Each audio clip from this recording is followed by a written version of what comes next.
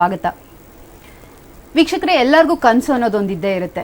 ಆದರೆ ತುಂಬ ಜನಕ್ಕಿರೋ ಕನಸು ನನ್ನದೇ ಆದಂಥ ಒಂದು ಬಿಸ್ನೆಸ್ ಇರಬೇಕು ಅನ್ನೋದು.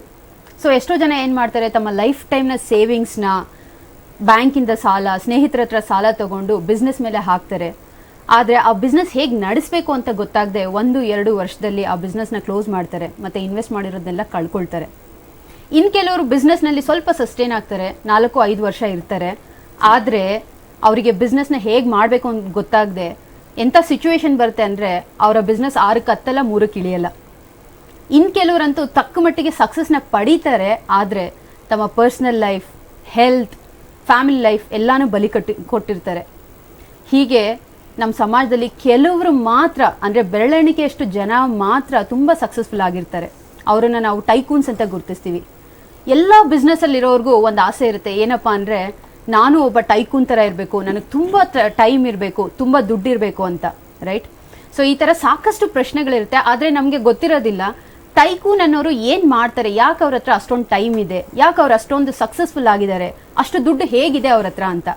ಸೊ ಈ ಎಲ್ಲ ಪ್ರಶ್ನೆಗಳಿಗೆ ಉತ್ತರವಾಗಿ ಮೂಡಿ ಬರುತ್ತಿರುವ ಕಾರ್ಯಕ್ರಮವೇ ನಮ್ಮ ಬಿಸ್ನೆಸ್ ಸೀಕ್ರೆಟ್ಸ್. ಇವತ್ತು ಈ ಕಾರ್ಯಕ್ರಮನ ನಡೆಸ್ಕೊಡ್ಲಿಕ್ಕೆ ನಮ್ಮ ಜೊತೆ ಇದ್ದಾರೆ ಸತ್ಯನಾರಾಯಣ್ VR ಅವರು. ಇವರು ಒಬ್ಬ ಬಿಸ್ನೆಸ್ ಎಕ್ಸ್ಪರ್ಟ್. 17 ವರ್ಷಗಳಿಂದ consumer world group of company ಎಂಬ ಕಂಪನಿಯನ್ನು ಹುಟ್ಟುಹಾಕಿ ಅದ್ರ ಮೂಲಕ ಸಾವಿರಾರು ಜನ ಯುವಕರಿಗೆ ಉದ್ಯೋಗಾವಕಾಶ ಒದಗಿಸಿಕೊಟ್ಟಿದ್ದಾರೆ. ಅದ್ರ ಜೊತೆಗೆ ಕನ್ಸ್ಯೂಮರ್ಸ್ ಬಿಸ್ನೆಸ್ ಟೈಕೂನ್ ಅಕಾಡೆಮಿಯಿಂದ ಸಾವಿರಾರು ಜನ ಬಿಸ್ನೆಸ್ ಓನರ್ಸ್ಗಳಿಗೆ ತರಬೇತಿ ಕೊಟ್ಟು ಅವರ ಬಿಸ್ನೆಸ್ನ ಸಕ್ಸಸ್ಫುಲ್ ಆಗೋಗೆ ಮಾಡಿದ್ದಾರೆ. ಅದಷ್ಟೇ ಅಲ್ಲ, ಇವರು ಕನ್ಸ್ಯೂಮರ್ಸ್ ಎನ್ನೋ ಫೌಂಡೇಶನ್ ಮೂಲಕ ಸಾಕಷ್ಟು ಸಮಾಜ ಸೇವೆ ಮಾಡ್ತಿದ್ದಾರೆ ಮತ್ತು ಒಬ್ಬ ಒಳ್ಳೆ ಲೇಖಕ ಕೂಡ ಆಗಿದ್ದಾರೆ. ಬನ್ನಿ ಅವ್ರನ್ನ ಈ ಕಾರ್ಯಕ್ರಮಕ್ಕೆ ಸ್ವಾಗತ ಮಾಡೋಣ. ನಮಸ್ಕಾರ ಸತ್ಯ ಅವರೇ. ನಮಸ್ಕಾರ. Welcome to the programme. Thank you. ಇಷ್ಟೇ ಅಲ್ಲ, ನಮ್ಮ ಜೊತೆ ಇನ್ನೊಬ್ಬ ಎಕ್ಸ್ಪರ್ಟ್ ಇದ್ದಾರೆ. ಅವರು personality development expert mister Jayaprakash Nagathihalli ಅವರು. ಇವರು ಜೀವನೋತ್ಸಾಹ ಅನ್ನೋ ಕಾರ್ಯಕ್ರಮದ ಮೂಲಕ ಲಕ್ಷಾಂತರ ಜನರ ಜೀವನದ ಗುರಿಯನ್ನೇ, ದಿಕ್ಕನ್ನೇ ಬದಲಾಯಿಸಿದ್ದಾರೆ. ಸಾಕಷ್ಟು ಜನರಿಗೆ ಹೆಲ್ಪ್ ಮಾಡಿದ್ದಾರೆ. ಅದ್ರ ಜೊತೆಗೆ ಇವರು ಕೂಡ ಒಬ್ಬ ಒಳ್ಳೆ ಲೇಖಕ ಆಗಿದ್ದಾರೆ. ಇಷ್ಟೇ ಅಲ್ಲ, ಇವರು ಕೂಡ ನಾಗಮ್ಮ ಫೌಂಡೇಶನ್ ಅನ್ನೋ ಸಂಸ್ಥೆ ಮೂಲಕ ಸಾಕಷ್ಟು ಸಮಾಜ ಸೇವೆಯನ್ನು ಮಾಡ್ತಿದ್ದಾರೆ. ಅವರನ್ನು ಈ ಕಾರ್ಯಕ್ರಮಕ್ಕೆ ಸ್ವಾಗತ ಮಾಡೋಣ. ನಮಸ್ಕಾರ ಸರ್. ನಮಸ್ಕಾರ. ಪ್ರೇಕ್ಷಕರೇ, ಇವತ್ತು ಖಂಡಿತ ನಿಮಗೆ ಯಾವುದೇ ರೀತಿ ಡೌಟ್ ಆಗಿರಬಹುದು ಅಥವಾ ನಿಮ್ಮ ಬಿಸ್ನೆಸ್ ಬಗ್ಗೆ ಯಾವುದೇ ರೀತಿ ಪ್ರಶ್ನೆಗಳಾಗಿರ್ಬೋದು, ಕರೆ ಮಾಡಿ. ಸ್ಕ್ರೀನ್ ಮೇಲೆ ನಂಬರ್ ಇದೆ, ಆ ನಂಬರ್ಗೆ ಕರೆ ಮಾಡಿ ನಮ್ಮ ಎಕ್ಸ್ಪರ್ಟ್ ಜೊತೆ ಚರ್ಚೆ ಮಾಡ್ಬೋದು. ನಿಮಗೆ ಸರಿಯಾದ ಉತ್ತರ ಸಿಗುತ್ತದೆ. ಅದನ್ನು ನೀವು ಇಂಪ್ಲಿಮೆಂಟ್ ಮಾಡೋದ್ರ ಮೂಲಕ ನಿಮ್ಮ ಬಿಸ್ನೆಸ್ಸಲ್ಲಿ ಸಕ್ಸಸ್ನ ನೋಡ್ಬೋದು. ಸತ್ಯ ಅವರೇ, ನನ್ನ ಮೊದಲನೇ ಪ್ರಶ್ನೆ ನಿಮಗೆ, ಈ ಬಿಸ್ನೆಸ್ ಸೀಕ್ರೆಟ್ ಅಂತ ಕಾರ್ಯಕ್ರಮ ಕೇಳಿದ ಮೇಲೆ ಮೊದಲನೇ ಪ್ರಶ್ನೆ ನನಗೆ ಬಂತು. ಏನಪ್ಪ ಅಂತ ಹೇಳಿದ್ರೆ, ಬಿಸ್ನೆಸ್ ಹೇಗೆ ಈ ಕ್ಷೇತ್ರನ ಆರಿಸ್ಕೊಂಡ್ರಿ? ಯಾಕೆ ಅಂತ ಹೇಳಿದ್ರೆ ತುಂಬ ಜನಕ್ಕೆ ಒಂದು ಆತಂಕ, ಭಯ ಅನ್ನೋದಿರುತ್ತೆ. ಬಿಸ್ನೆಸ್ ಅಂದರೆ ನನ್ನ ಕೈಲಿ ಮಾಡೋಕ್ಕಾಗುತ್ತಾ, ನಾನು ಖಂಡಿತ ಸಕ್ಸಸ್ ಪಡೀಲಿಕ್ಕಾಗುತ್ತಾ ಅಂತ ಹೇಳ್ಬಿಟ್ಟು. ಆದರೆ ನೀವು ಈ ಕ್ಷೇತ್ರಕ್ಕೆ ಹೇಗೆ ಬಂದ್ರಿ? ನಮ್ಮ ತಂದೆ ಟೈಲರ್ ಆಗಿದ್ದರು. ಅವರು ನನಗೆ ಸ್ಫೂರ್ತಿ. ಹಗಲು ರಾತ್ರಿ ಬಿಸ್ನೆಸ್ಸನ್ನು ಅವರು ನಡೆಸ್ತಾ ಇದ್ದಿದ್ದನ್ನು ನೋಡ್ತಾ ಇದ್ದೆ. ನಾವು ತುಂಬ ಬಡವರಾಗಿದ್ವಿ. ಸೊ ನಾನು ಶಾಲೆಯ ಟೈಮಲ್ಲೇ ಒಂದು ಕೆಲಸ ಮಾಡ್ಕೊಂಡು ಹೋಗ್ತಾ ಇದ್ದೆ, ಪಾರ್ಟ್ ಟೈಮ್ ಜಾಬ್ ಮಾಡಿ. SSLC ಮುಗಿದ ಮೇಲೆ ನನ್ನದೇ ಒಂದು ಕೆಲಸ ಮಾಡಬೇಕಾ ಅಥವಾ ಬಿಸ್ನೆಸ್ ಸ್ಟಾರ್ಟ್ ಮಾಡಬೇಕಂತ ಯೋಚನೆ ಮಾಡಬೇಕಾದ್ರೆ ಒಂದಷ್ಟು ವರ್ಷ ಅನುಭವ ಇರಲಿ ಅಂತ ಹೇಳಿ ನಾನು ಪ್ರಿಂಟಿಂಗ್ ಪ್ರೆಸ್ ಜಾಯ್ನ್ ಆಗಿದ್ದೆ. ತಿಂಗಳಿಗೆ 300 ರೂಪಾಯಿ ಸಂಬಳ ಸಿಗ್ತಾಯಿತ್ತು. ಅದು ನಮ್ಮ ಒಂದು ಮನೆಗೆ ನಾನು ಸಪೋರ್ಟ್ ಮಾಡಲಿಕ್ಕೆ ಆಗಲ್ಲ ಅನಿಸ್ತು. ಸೊ ಅದರಿಂದ ನಾನೇ ಸ್ವಂತ ಪ್ರಿಂಟಿಂಗ್ ಪ್ರೆಸ್ ಸ್ಟಾರ್ಟ್ ಮಾಡಿ ಬಿಸ್ನೆಸ್ನ ನಡೆಸ್ಕೊಂಡು ಮುಂದುವರೆಗೆ ಪ್ರಾರಂಭ ಮಾಡಿದೆ. ಬಿಸ್ನೆಸ್ ಸ್ಟಾರ್ಟ್ ಮಾಡಿದ್ದಾಗಿತ್ತು, ಆದರೆ ನನ್ನದೇ ಆದಂತಹ ಒಂದು ಆ ಯಶಸ್ಸನ್ನು ಕಾಣಲಿಕ್ಕೆ ನನಗೆ ಎಷ್ಟೋ ಒಂದು ದಾರಿ ಗೊತ್ತಿರಲಿಲ್ಲ. ಸೊ ಒಂದು 6 ವರ್ಷಗಳ ನಾನು ಒಂದು ಸತತವಾದ ಶ್ರಮ ಒಂದು ಪಟ್ಕೊಂಡು ಮುಂದೆ ಪ್ರಿಂಟಿಂಗ್ ಪ್ರೆಸ್ಸಲ್ಲಿ ಹೊರಟಾಗ ನನಗೆ ಸಿಕ್ಕಿದ್ದು 10 ಲಕ್ಷ ರೂಪಾಯಿ ಲಾಸ್. ಕೆಟ್ಟ ಹೆಸರು ಫ್ಯಾಮಿಲಿಯಲ್ಲಿ, ಇವನ ಕೈಲಿ ಏನೂ ಮಾಡೋಕ್ಕಾಗೋದಿಲ್ಲ ಅಂತ ಹೇಳಿಬಿಟ್ಟು ಅದನ್ನು ಒಳ್ಳೆ ಹೆಸರು ಪಡಿಬೇಕಾಯಿತು. ನನ್ನ ಒಂದು ಯಶಸ್ಸನ್ನ ಪಡೆದು ಸಮಾಜಕ್ಕೆ, ನನ್ನ ತಂದೆ ತಾಯಿಗೆ, ನನ್ನ ಒಂದು ಬಂಧು ಬಳಗಕ್ಕೆ ಸತ್ಯ ಏನು ಮಾಡಬಲ್ಲ ಅಂತ ತೋರಿಸ್ಬೇಕಾಗಿತ್ತು. ಸೊ ಅದರಿಂದ ನಾನು ಆ ಒಂದು ಬಿಸ್ನೆಸ್ ರಂಗವನ್ನು ಯಾವುದೇ ಕಾರಣಕ್ಕೂ ಬಿಡ್ಕೂಡ್ದು ಅಂತ ಹೇಳಿ ಎಡೆಬಿಡದೆ ನಾನು ನನ್ನ ಒಂದು ಬಿಸ್ನೆಸ್ ಕ್ಷೇತ್ರನೂ ಡಿಫ್ರೆಂಟ್ ಮಾಡ್ಕೊಂಡು ಪ್ರಿಂಟಿಂಗ್ ಪ್ರೆಸ್ಸಿಂದ ಮಾರ್ಕೆಟಿಂಗ್ ಬಂದೆ. ಅದರಲ್ಲಿ ನಾನು ಯಶಸ್ಸು ಪಡ್ತಿದ್ದೀನಿ. ಮತ್ತು ಜಯಪ್ರಕಾಶ್ ಅವರೇ, ನನ್ನ ಮುಂದಿನ ಪ್ರಶ್ನೆ ನಿಮಗೆ ನೋಡಿ, ಪರ್ಸನಾಲಿಟಿ ಡೆವಲಪ್ಮೆಂಟ್ ಅಂದರೆ ನಿಮ್ಮ ಬ್ಯಾಕ್ಗ್ರೌಂಡು, ನೀವು ಗೌರ್ಮೆಂಟ್ ಆಫೀಷಿಯಲ್ ಆಗಿ ಕೆಲಸ ಮಾಡಿದ್ರಿ, ಬೇರೆ ಬೇರೆ ವಿಧದಲ್ಲಿ ಕೆಲಸ ಮಾಡಿದ್ರಿ. ಈ ಪರ್ಸನಾಲಿಟಿ ಡೆವಲಪ್ಮೆಂಟ್ ಅನ್ನೋ ಕ್ಷೇತ್ರಕ್ಕೆ ನೀವು ಹೇಗೆ ಬಂದ್ರಿ? ವ್ಯಕ್ತಿತ್ವ ವಿಕಸನ, ಅದು ಏನು ಇನ್ಸ್ಪೈರ್ ಮಾಡ್ತು ನಿಮ್ಮನ್ನು ಈ ಕ್ಷೇತ್ರಕ್ಕೆ ಬರಲಿಕ್ಕೆ? ಅನುರಾಧ ಅವರೇ, ಈ ವ್ಯಕ್ತಿತ್ವ ವಿಕಸನ ಕ್ಷೇತ್ರದ ಹೇಗೆ ಬಂದ್ರಿ ಅಂತ ಒಂದು ಮೂಲಭೂತವಾದ ಪ್ರಶ್ನೆಯನ್ನು ಕೇಳಿದಿರಿ. ನಾನು ಒಂದು ಜೂನಿಯರ್ ಚೇಂಬರ್ ಅಂತ ಒಂದು ಆರ್ಗನೈಸೇಷನ್ ಇದೆ, JCs ಅಂತ ಕರೀತಾರೆ, ಅದು ಇಂಟರ್ನ್ಯಾಷನಲ್ ಆರ್ಗನೈಸೇಷನು. ಆ ಆರ್ಗನೈಸೇಷನ್ನ ಟ್ರೈನಿಂಗ್ ಪ್ರೋಗ್ರಾಮ್ನ ಅಟೆಂಡ್ ಮಾಡ್ತಾ ಹೋದೆ. ಅಟೆಂಡ್ ಮಾಡ್ತಾ ಏನಾಯಿತು ಅಂತಂದರೆ, ಈ ಥರ ನಾನು ಒಬ್ಬ ತರಬೇತುದಾರ ಯಾಕೆ ಆಗಬಾರ್ದು ಅಂತ ಅನ್ನಿಸ್ಲಿಕ್ಕೆ ಶುರುವಾಯಿತು. ಆಮೇಲೆ ಅಲ್ಲಿ zone trainer, state trainer, national trainer, international level trainer 1, trainer 2, ಈ ಥರ ಡಿಫ್ರೆಂಟ್ ಟ್ರೈನಿಂಗ್ ಪ್ರೋಗ್ರಾಮ್ಸ್ಗಳಿರೋದನ್ನ ಗಮನಿಸಿದೆ. ಬಿಡೋಣ ಅದರ ಕಡೆ ಗಮನ ಕೊಡೋಣ ಅಂದ್ಬಿಟ್ಟು ಆ ಎಲ್ಲ ಪರೀಕ್ಷೆಗಳನ್ನು ನಾನು, ಅದೊಂಥರ ಪ್ರಾಕ್ಟಿಕಲ್ ಎಕ್ಸಾಮ್ ಅದನ್ನು ನಾನು ಪ್ರಾಕ್ಟಿಕಲ್ ಭಾಗವಹಿಸ್ತಾ ಹೋದೆ. ಕೆಲವರೆಲ್ಲ ಆ್ಯಕ್ಚುಲಿ ಡಿಮೋಟಿವೇಟು ಮಾಡ್ತಾಯಿದ್ರು. ನ್ಯಾಷನಲ್ ಟ್ರೈನರ್ ಇದೆಯಲ್ಲ ಅಥವಾ ಇಂಟರ್ನ್ಯಾಷನಲ್ ಟ್ರೈನರ್ ಇದೆಯಲ್ಲ, ಮಿನಿಮಮ್ ಅಂದರೆ 2-3 ಸಾರಿ ಕೂರಿಸ್ತಾರೆ, ಫೇಲ್ ಮಾಡ್ತಾರೆ, ಆಮೇಲೆ ನಿಮ್ಮನ್ನು ಪಾಸ್ ಮಾಡ್ಬೋದು, ನೀವು ಅಷ್ಟೊಂದು ಅದಕ್ಕೆ ಫಿಟ್ ಆಗಲ್ಲ ಅಂತ ಹೇಳಕ್ಕೆ ಶುರು ಮಾಡಿದ್ರು. ನಾನು ಬೇರೆ ರೀತಿ ಆಲೋಚನೆ ಮಾಡೋದಕ್ಕೆ ಆರಂಭ ಮಾಡಿದೆ. ನಾನು ಸುಮ್ಮನೆ ಕೇಳಿದೆ, ನೆಕ್ಸ್ಟ್ ಇಯರ್ ಬಂದರೆ ಬೇರೆ ಟ್ರೈನರ್ ಬರ್ತಾರಾ ಅಂತ ಕೇಳಿದೆ. ಅದಕ್ಕೆ ಅವರು ಹೌದು, ಪ್ರತಿ ವರ್ಷ ಟ್ರೈನರ್ ಚೇಂಜ್ ಅಂದರು. ನಾನೇನು ಮಾಡಿದೆ ಗೊತ್ತಾ, ಅಯ್ಯೋ ಒಂಥರ ಫೇಲ್ ಆಗೋದೇ ಒಳ್ಳೆಯದು, ಯಾಕೆ ಗೊತ್ತಾ, ಬೇರೆ ಬೇರೆ ಟ್ರೈನರ್ ಹೇಗೆ ಟ್ರೈನಿಂಗ್ ಮಾಡ್ತಾರೆ ಅನ್ನೋ ಒಂದು ಕುತೂಹಲದಿಂದ ಹೊರಟೆ. ನೋಡಿದ್ರೆ ಪ್ರತಿ ಸರಿ ನಾನು ಇಂಟರ್ನ್ಯಾಷನಲ್ ಟ್ರೈನರ್ ಆಗೋವರೆಗೂ ಒಂದು ಸರಿನೂ ಫೇಲ್ ಮಾಡಲೇ ಇಲ್ಲ ಅವರು. ನಾನು ನೇರವಾಗಿ ಪ್ರೈಮ್ ಗ್ರ್ಯಾಜುಯೇಷನ್ ಅಂತ, ಇದು ಅಮೆರಿಕನ್ ಯೂನಿವರ್ಸಿಟಿಯ ಸರ್ಟಿಫಿಕೇಟು. ಆ ಸರ್ಟಿಫಿಕೇಟ್ ಬಂದ ಮೇಲೆ ನನ್ನ ಬಗ್ಗೆ ಒಂಥರ ಧೈರ್ಯ ಶುರುವಾಯಿತು. ಜೊತೆಗೇನಾಯಿತು, ಸರ್ಕಾರಿ ಕೆಲಸದಲ್ಲಿದ್ರೂ ಬಿಡುವಾಗಿದ್ದಾಗೆಲ್ಲ ಉಚಿತವಾಗಿ ತರಬೇತಿಗಳನ್ನೆಲ್ಲ ಮಾಡ್ಕೊಂಡು ಬರ್ತಾಯಿದ್ದೆ. ಅವಾಗೆಲ್ಲ ಜನ ಎಲ್ಲ ನಿಮ್ಮಿಂದ ಮೋಟಿವೇಟ್ ಆದ್ವಿ ಸರ್, ನಿಮ್ಮಿಂದ ಬದಲಾದ್ವಿ ಸರ್ ಅಂತೆಲ್ಲ ಹೇಳೋಕ್ಕೆ ಶುರು ಮಾಡಿದ್ರು. ಹೌದಲ್ವಾ, ನಮ್ಮ ಬದುಕು ಇನ್ನಷ್ಟು ಸಾರ್ಥಕ ಆಗುತ್ತೆ, ನಾನು ಹೆಚ್ಚಿನ ಜನ ಹೆಚ್ಚಿನ ಜನ ತಲುಪಿದರೆ ಒಳ್ಳೆಯದು ಅಂತ ನನಗನ್ನಿಸ್ತು. ಆಗ ಈ ವ್ಯಕ್ತಿತ್ವ ವಿಕಸನದ ತರಬೇತಿಯ ಕ್ಷೇತ್ರ ಇದೆಯಲ್ಲ, ಅದು ನಿಜಕ್ಕೂ ಕೂಡ ಸಹಾಯ ಆಗುತ್ತೆ ಅಂತ ನಾನು ಭಾವಿಸ್ದೆ. ನಾನು 1 ಲಕ್ಷ ಜನ ಅಂತ ನೀವು ಹೇಳಿದ್ರಿ, 1 ಲಕ್ಷ ಜನದಲ್ಲಿ ಅಟ್ಲೀಸ್ಟ್ ನನಗೆ 1,000 ಜನ ವಾಪಸ್ ಹೇಳಿದ್ದಾರೆ, ನಿಮ್ಮಿಂದಾಗಿ ನಮ್ಮ ಬದುಕನ್ನು ಬದಲಾಯಿಸ್ಕೊಂಡಿದ್ದೀವಿ ಅಂತ. ಎಷ್ಟೋ ಜನ ಹೇಳಿರೋದಕ್ಕಾಗಿರೋದಿಲ್ಲ, ಸಿಕ್ಕಿರೋದಿಲ್ಲ. ನನಗೆ ನಂಬಿಕೆ ಇದೆ, ಹೆಚ್ಚಿನ ಜನವನ್ನು ಈ ರೀತಿಯ ಮಾಧ್ಯಮಗಳ ಮೂಲಕ ತಲುಪಿದಾಗ ನಮ್ಮ ವಿಚಾರವನ್ನು ವೀಕ್ಷಕರು ಕೇಳಿ ಅವರ ಮನ ಪರಿವರ್ತನೆ ಮಾಡಿಕೊಂಡ್ರೆ ನಮ್ಮೆಲ್ಲರ ಶ್ರಮ ಸಾರ್ಥಕ ಅಂತ ನನ್ನ ಅಭಿಪ್ರಾಯ. ವೆರಿ ನೈಸ್ ಜಯಪ್ರಕಾಶ್ ಅವರೇ, ಮತ್ತು ಸತ್ಯ ಅವ್ರದ್ದು ತುಂಬ ಇನ್ಸ್ಪೈರಿಂಗ್ ಸ್ಟೋರಿ. ನಿಮ್ಮಿಬ್ಬರ ಸ್ಟೋರಿ ಕೇಳಿದ್ಮೇಲಿಂದ ನಮ್ಮ ಕಾಲರ್ ಒಬ್ಬರು ರೆಡಿ ಇದ್ದಾರೆ, ಕಾಲ್ನ ತಗೊಳ್ಳೋಣ. Hello good evening madam. ಹೇಳಿಮ್ಮ, ಏನು ನಿಮ್ಮ ಹೆಸರು? ನಿಹಾರಿಕಾ. ನಿಹಾರಿಕಾ ಅವರೇ, ಎಲ್ಲಿಂದ ಕಾಲ್ ಮಾಡ್ತಾ ಇದ್ದೀರಾ? ನಾನು ತುಮಕೂರಿಂದ ಕಾಲ್ ಮಾಡ್ತಾ ಇದ್ದೀನಿ. ತುಮಕೂರಿಂದ ಕಾಲ್ ಮಾಡ್ತೀರಾ, ವೆರಿ ನೈಸ್. ಏನು ನಿಮ್ಮ ಪ್ರಶ್ನೆ ಹೇಳಿ. ನಾನೊಂದು ಬಿಸ್ನೆಸ್ ಮಾಡಬೇಕು ಅಂತ ಇದ್ದೀನಿ. ನಾನೊಂದು ಹೆಣ್ಣುಡುಗಿ ಆಗಿದ್ದು ಯಾವ ತರ ಬಿಸ್ನೆಸ್ ಮಾಡ್ಬೋದು? ಹೆಣ್ಣುಡುಗಿಯಾಗಿ ಯಾವ ತರ ಬಿಸ್ನೆಸ್ ಮಾಡ್ಬೋದು? Very nice question. ಎಜುಕೇಶನ್ ಬಂದು ಬಿಕಾಂ ಕಂಪ್ಲೀಟ್ ಆಗಿದೆ, ಎಂ.ಕಾಂ ಮಾಡ್ತಾ ಇದ್ದೀನಿ. ಎಂ.ಕಾಂ ಮಾಡ್ತಾ ಇದ್ದೀರಾ? ಹೌದು. Very nice. ಸೊ ಈ ಪ್ರಶ್ನೆನ ನಾನು ನಮ್ಮ ಸತ್ಯ ಅವ್ರಿಗೆ ಕೇಳಲಿಕ್ಕೆ ಇಷ್ಟಪಡ್ತೀನಿ. ಸೊ ಸತ್ಯ ಅವರೇ, ಒಬ್ಬ ಹೆಣ್ಣುಡುಗಿಯಾಗಿ ನಾನು ಬಿಸ್ನೆಸ್ ಮಾಡ್ಬೋದಾ ಅಂತ ನಮ್ಮ ನಿಹಾರಿಕಾ ಅವರ ಪ್ರಶ್ನೆ. ಅನುರಾಧ ಅವರೇ, ಅವ್ರು ಕೇಳಿರ್ತಕ್ಕಂಥ ಪ್ರಶ್ನೆ ತುಂಬ ಚೆನ್ನಾಗಿದೆ. ಬಿಸ್ನೆಸ್ನ ಯಾರು ಬೇಕಾದರೂ ಮಾಡ್ಬೋದು, ಹೆಣ್ಣುಡುಗಿ ಅಂತ ಅಲ್ಲ ಅಥವಾ ಗಂಡಸರು ಅಂತಲ್ಲ, ಚಿಕ್ಕವರು ದೊಡ್ಡವರು ಅಂತಲ್ಲ, ಯಾರಿಗೆ ಕನಸಿದೆ, ಯಾರಿಗೆ ಆಸಕ್ತಿ ಇದೆ, ಏನೋ ಒಂದು ಛಲ ಇದೆ, ತಾನೇನೋ ಒಂದು ಸಾಧಿಸಬೇಕು, ಅವರೆಲ್ಲ ಬಿಸ್ನೆಸ್ ಮಾಡ್ಬೋದು. ಸೊ ಈಗ ಅವ್ರು ಕೇಳಿದ ಪ್ರಶ್ನೆಗೆ ಒಂದು ನಿರ್ದಿಷ್ಟವಾಗಿ ಮಾತಾಡಬೇಕು ಅನ್ನೋದರೆ ಸ್ಪೆಸಿಫಿಕ್ ಆಗಿ ಅವರು ಏನು ಗುರಿ ಇಟ್ಕೊಂಡಿದ್ದಾರೆ. ಬಿಸ್ನೆಸ್ ಅಂತ ಹೇಳಿದ್ರೆ ಸಣ್ಣ ಬಿಸ್ನೆಸ್, ದೊಡ್ಡ ಬಿಸ್ನೆಸ್ ಇದೆ, ಇನ್ವೆಸ್ಟ್ಮೆಂಟ್ ಎಷ್ಟಿದೆ ಅವ್ರ ಹತ್ರ, ಯಾವ ರೀತಿ ಆ ಇನ್ವೆಸ್ಟ್ಮೆಂಟ್ಗೆ ತಕ್ಕಂಥ ಎಷ್ಟು ಗಂಟೆಗಳ ಕಾಲ ಅವರು ಆ ಬಿಸ್ನೆಸ್ಗೆ ವ್ಯಯ ಮಾಡ್ಬೋದು, ಎಲ್ಲಿ ಅವ್ರು ಅದಕ್ಕಿಂತ ಮುಂಚೆ ಬಿಸ್ನೆಸ್ ಸ್ಟಾರ್ಟ್ ಮಾಡೋಕ್ಕಿಂತ ಮುಂಚೆ ಏನಾದರೂ ಒಂದು ಎಕ್ಸ್ಪೀರಿಯನ್ಸ್ ತೊಗೊಂಡು ಮಾಡೋದೇ ಚೆನ್ನಾಗಿರುತ್ತೆ. ನನ್ನ ಅನುಭವ, ನೇರವಾಗಿ ಬಿಸ್ನೆಸ್ಗೆ ಇಳಿಯೋದ್ರಿಂದ ಅದರ ಒಂದು ಅನುಭವ ಕಹಿ ಆಗಿರೋ ಚಾನ್ಸಸ್ ಇರುತ್ತೆ. ಸೊ ಎಲ್ಲಾದರೂ ನೀವು ಒಂದು ಅನುಭವ ಪಡೀಲಿಕ್ಕೆ ಒಂದು ಸ್ವಲ್ಪ ದಿನ ಕೆಲಸ ಮಾಡಿ, ಅದರ ಒಂದು ಅನುಭವ ಪಡೆದು ಅದೇ ಲೈನಲ್ಲಿ ಬಿಸ್ನೆಸ್ನ ಪ್ರಾರಂಭ ಮಾಡಿ ಮುಂದುವರೆದ್ರೆ ಚೆನ್ನಾಗಿರುತ್ತೆ ಅಂತ ನನ್ನ ಅನಿಸಿಕೆ.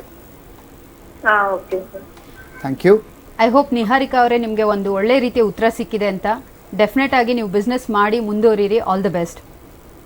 ಜಯಪ್ರಕಾಶ್ ಅವರೇ, ನನ್ನ ನೆಕ್ಸ್ಟ್ ಕ್ವಶನ್ ತುಂಬ ಇಂಪಾರ್ಟೆಂಟ್ ಕ್ವಶನ್ನು. ನಿಹಾರಿಕಾ ಅವ್ರು ಕೇಳಿದ್ದು ಯಾರು ಬಿಸ್ನೆಸ್ನ ಮಾಡ್ಬೋದು ಅಂತ. ಆದರೆ ನನ್ನ ಕ್ವಶನ್ ಏನಪ್ಪ ಅಂತ ಹೇಳಿದ್ರೆ, ಬಿಸ್ನೆಸ್ನ ಮಾಡಬೇಕಂದ್ರೆ ಯಾವ ರೀತಿ ವ್ಯಕ್ತಿತ್ವವನ್ನು ಬೆಳೆಸ್ಕೊಳ್ಬೇಕು ನಾವು? ನಮಗೆ ಮೊದಲನೇದಾಗಿ ಕನಸುಗಳಿರಬೇಕು, ಕನಸು ಕಾಣಬೇಕು, ದೊಡ್ಡದಾಗಿ ಆಲೋಚನೆ ಮಾಡಬೇಕು. ಥಿಂಕಿಂಗ್ ಬಿಗ್ ಅಂತ ಹೇಳ್ತಾರೆ. ನಾವು ಯಾವಾಗ ದೊಡ್ಡದಾಗಿ ಆಲೋಚನೆ ಮಾಡ್ತೇವೆ, ಆಗ ನಮ್ಮ ಕನಸುಗಳು ಗರಿಗೆದರುತ್ತವೆ. ಸಾಮಾನ್ಯವಾಗಿ ಯಾಕೆ ನಾವು ದೊಡ್ಡದಾಗಿ ಆಲೋಚನೆ ಮಾಡೋದಿಲ್ಲ ಅಂದರೆ ನಾವು ಸಾಮಾನ್ಯವಾಗಿ ಹೊಟ್ಟೆ ಹೊರ್ಕೊಳ್ಳೋದ್ರ ಕಡೆಗೆ, ಬಟ್ಟೆ ಕಡೆಗೆ ಅಷ್ಟೇ ಗಮನ ಕೊಡ್ತೇವೆ. ಅದರ ಆಚೆಗೂ ಸ್ವಲ್ಪ ಯೋಚನೆ ಮಾಡಿದ್ರೆ, ನಾನು ಸ್ವಲ್ಪ ದೊಡ್ಡದಾಗಿ ಬೆಳೆಯೋಣ ಅಂತ ಆಲೋಚನೆ ಮಾಡಿದ್ರೆ, ಸಣ್ಣ ಪುಟ್ಟ ಕೆಲಸದಿಂದ ನಮ್ಮ ಕನಸುಗಳನ್ನು ಫುಲ್ಫಿಲ್ ಮಾಡ್ಕೊಳ್ಳೋದಕ್ಕೆ ಆಗೋದಿಲ್ಲ. ನಮ್ಮ ಕನಸುಗಳನ್ನು ಫುಲ್ಫಿಲ್ ಮಾಡ್ಕೊಳ್ಬೇಕು ಅಂದರೆ ನಾನು ಈಗ ಕೆಲಸ ಮಾಡ್ತಾ ಇರೋದಕ್ಕಿಂತ ಹೆಚ್ಚು ಕಷ್ಟಪಡಬೇಕಾಗತ್ತೆ. ಹೆಚ್ಚು ಈಗ ಎಲ್ಲೋ ಕೆಲಸ ಅಂದಾಗ ಕಡಿಮೆ ಅವಧಿ ಮಾಡ್ತಾಯಿದ್ರೆ ಹೆಚ್ಚಿನ ಅವಧಿ ತೊಡಗಿಸ್ಕೊಳ್ಬೇಕಾಗತ್ತೆ.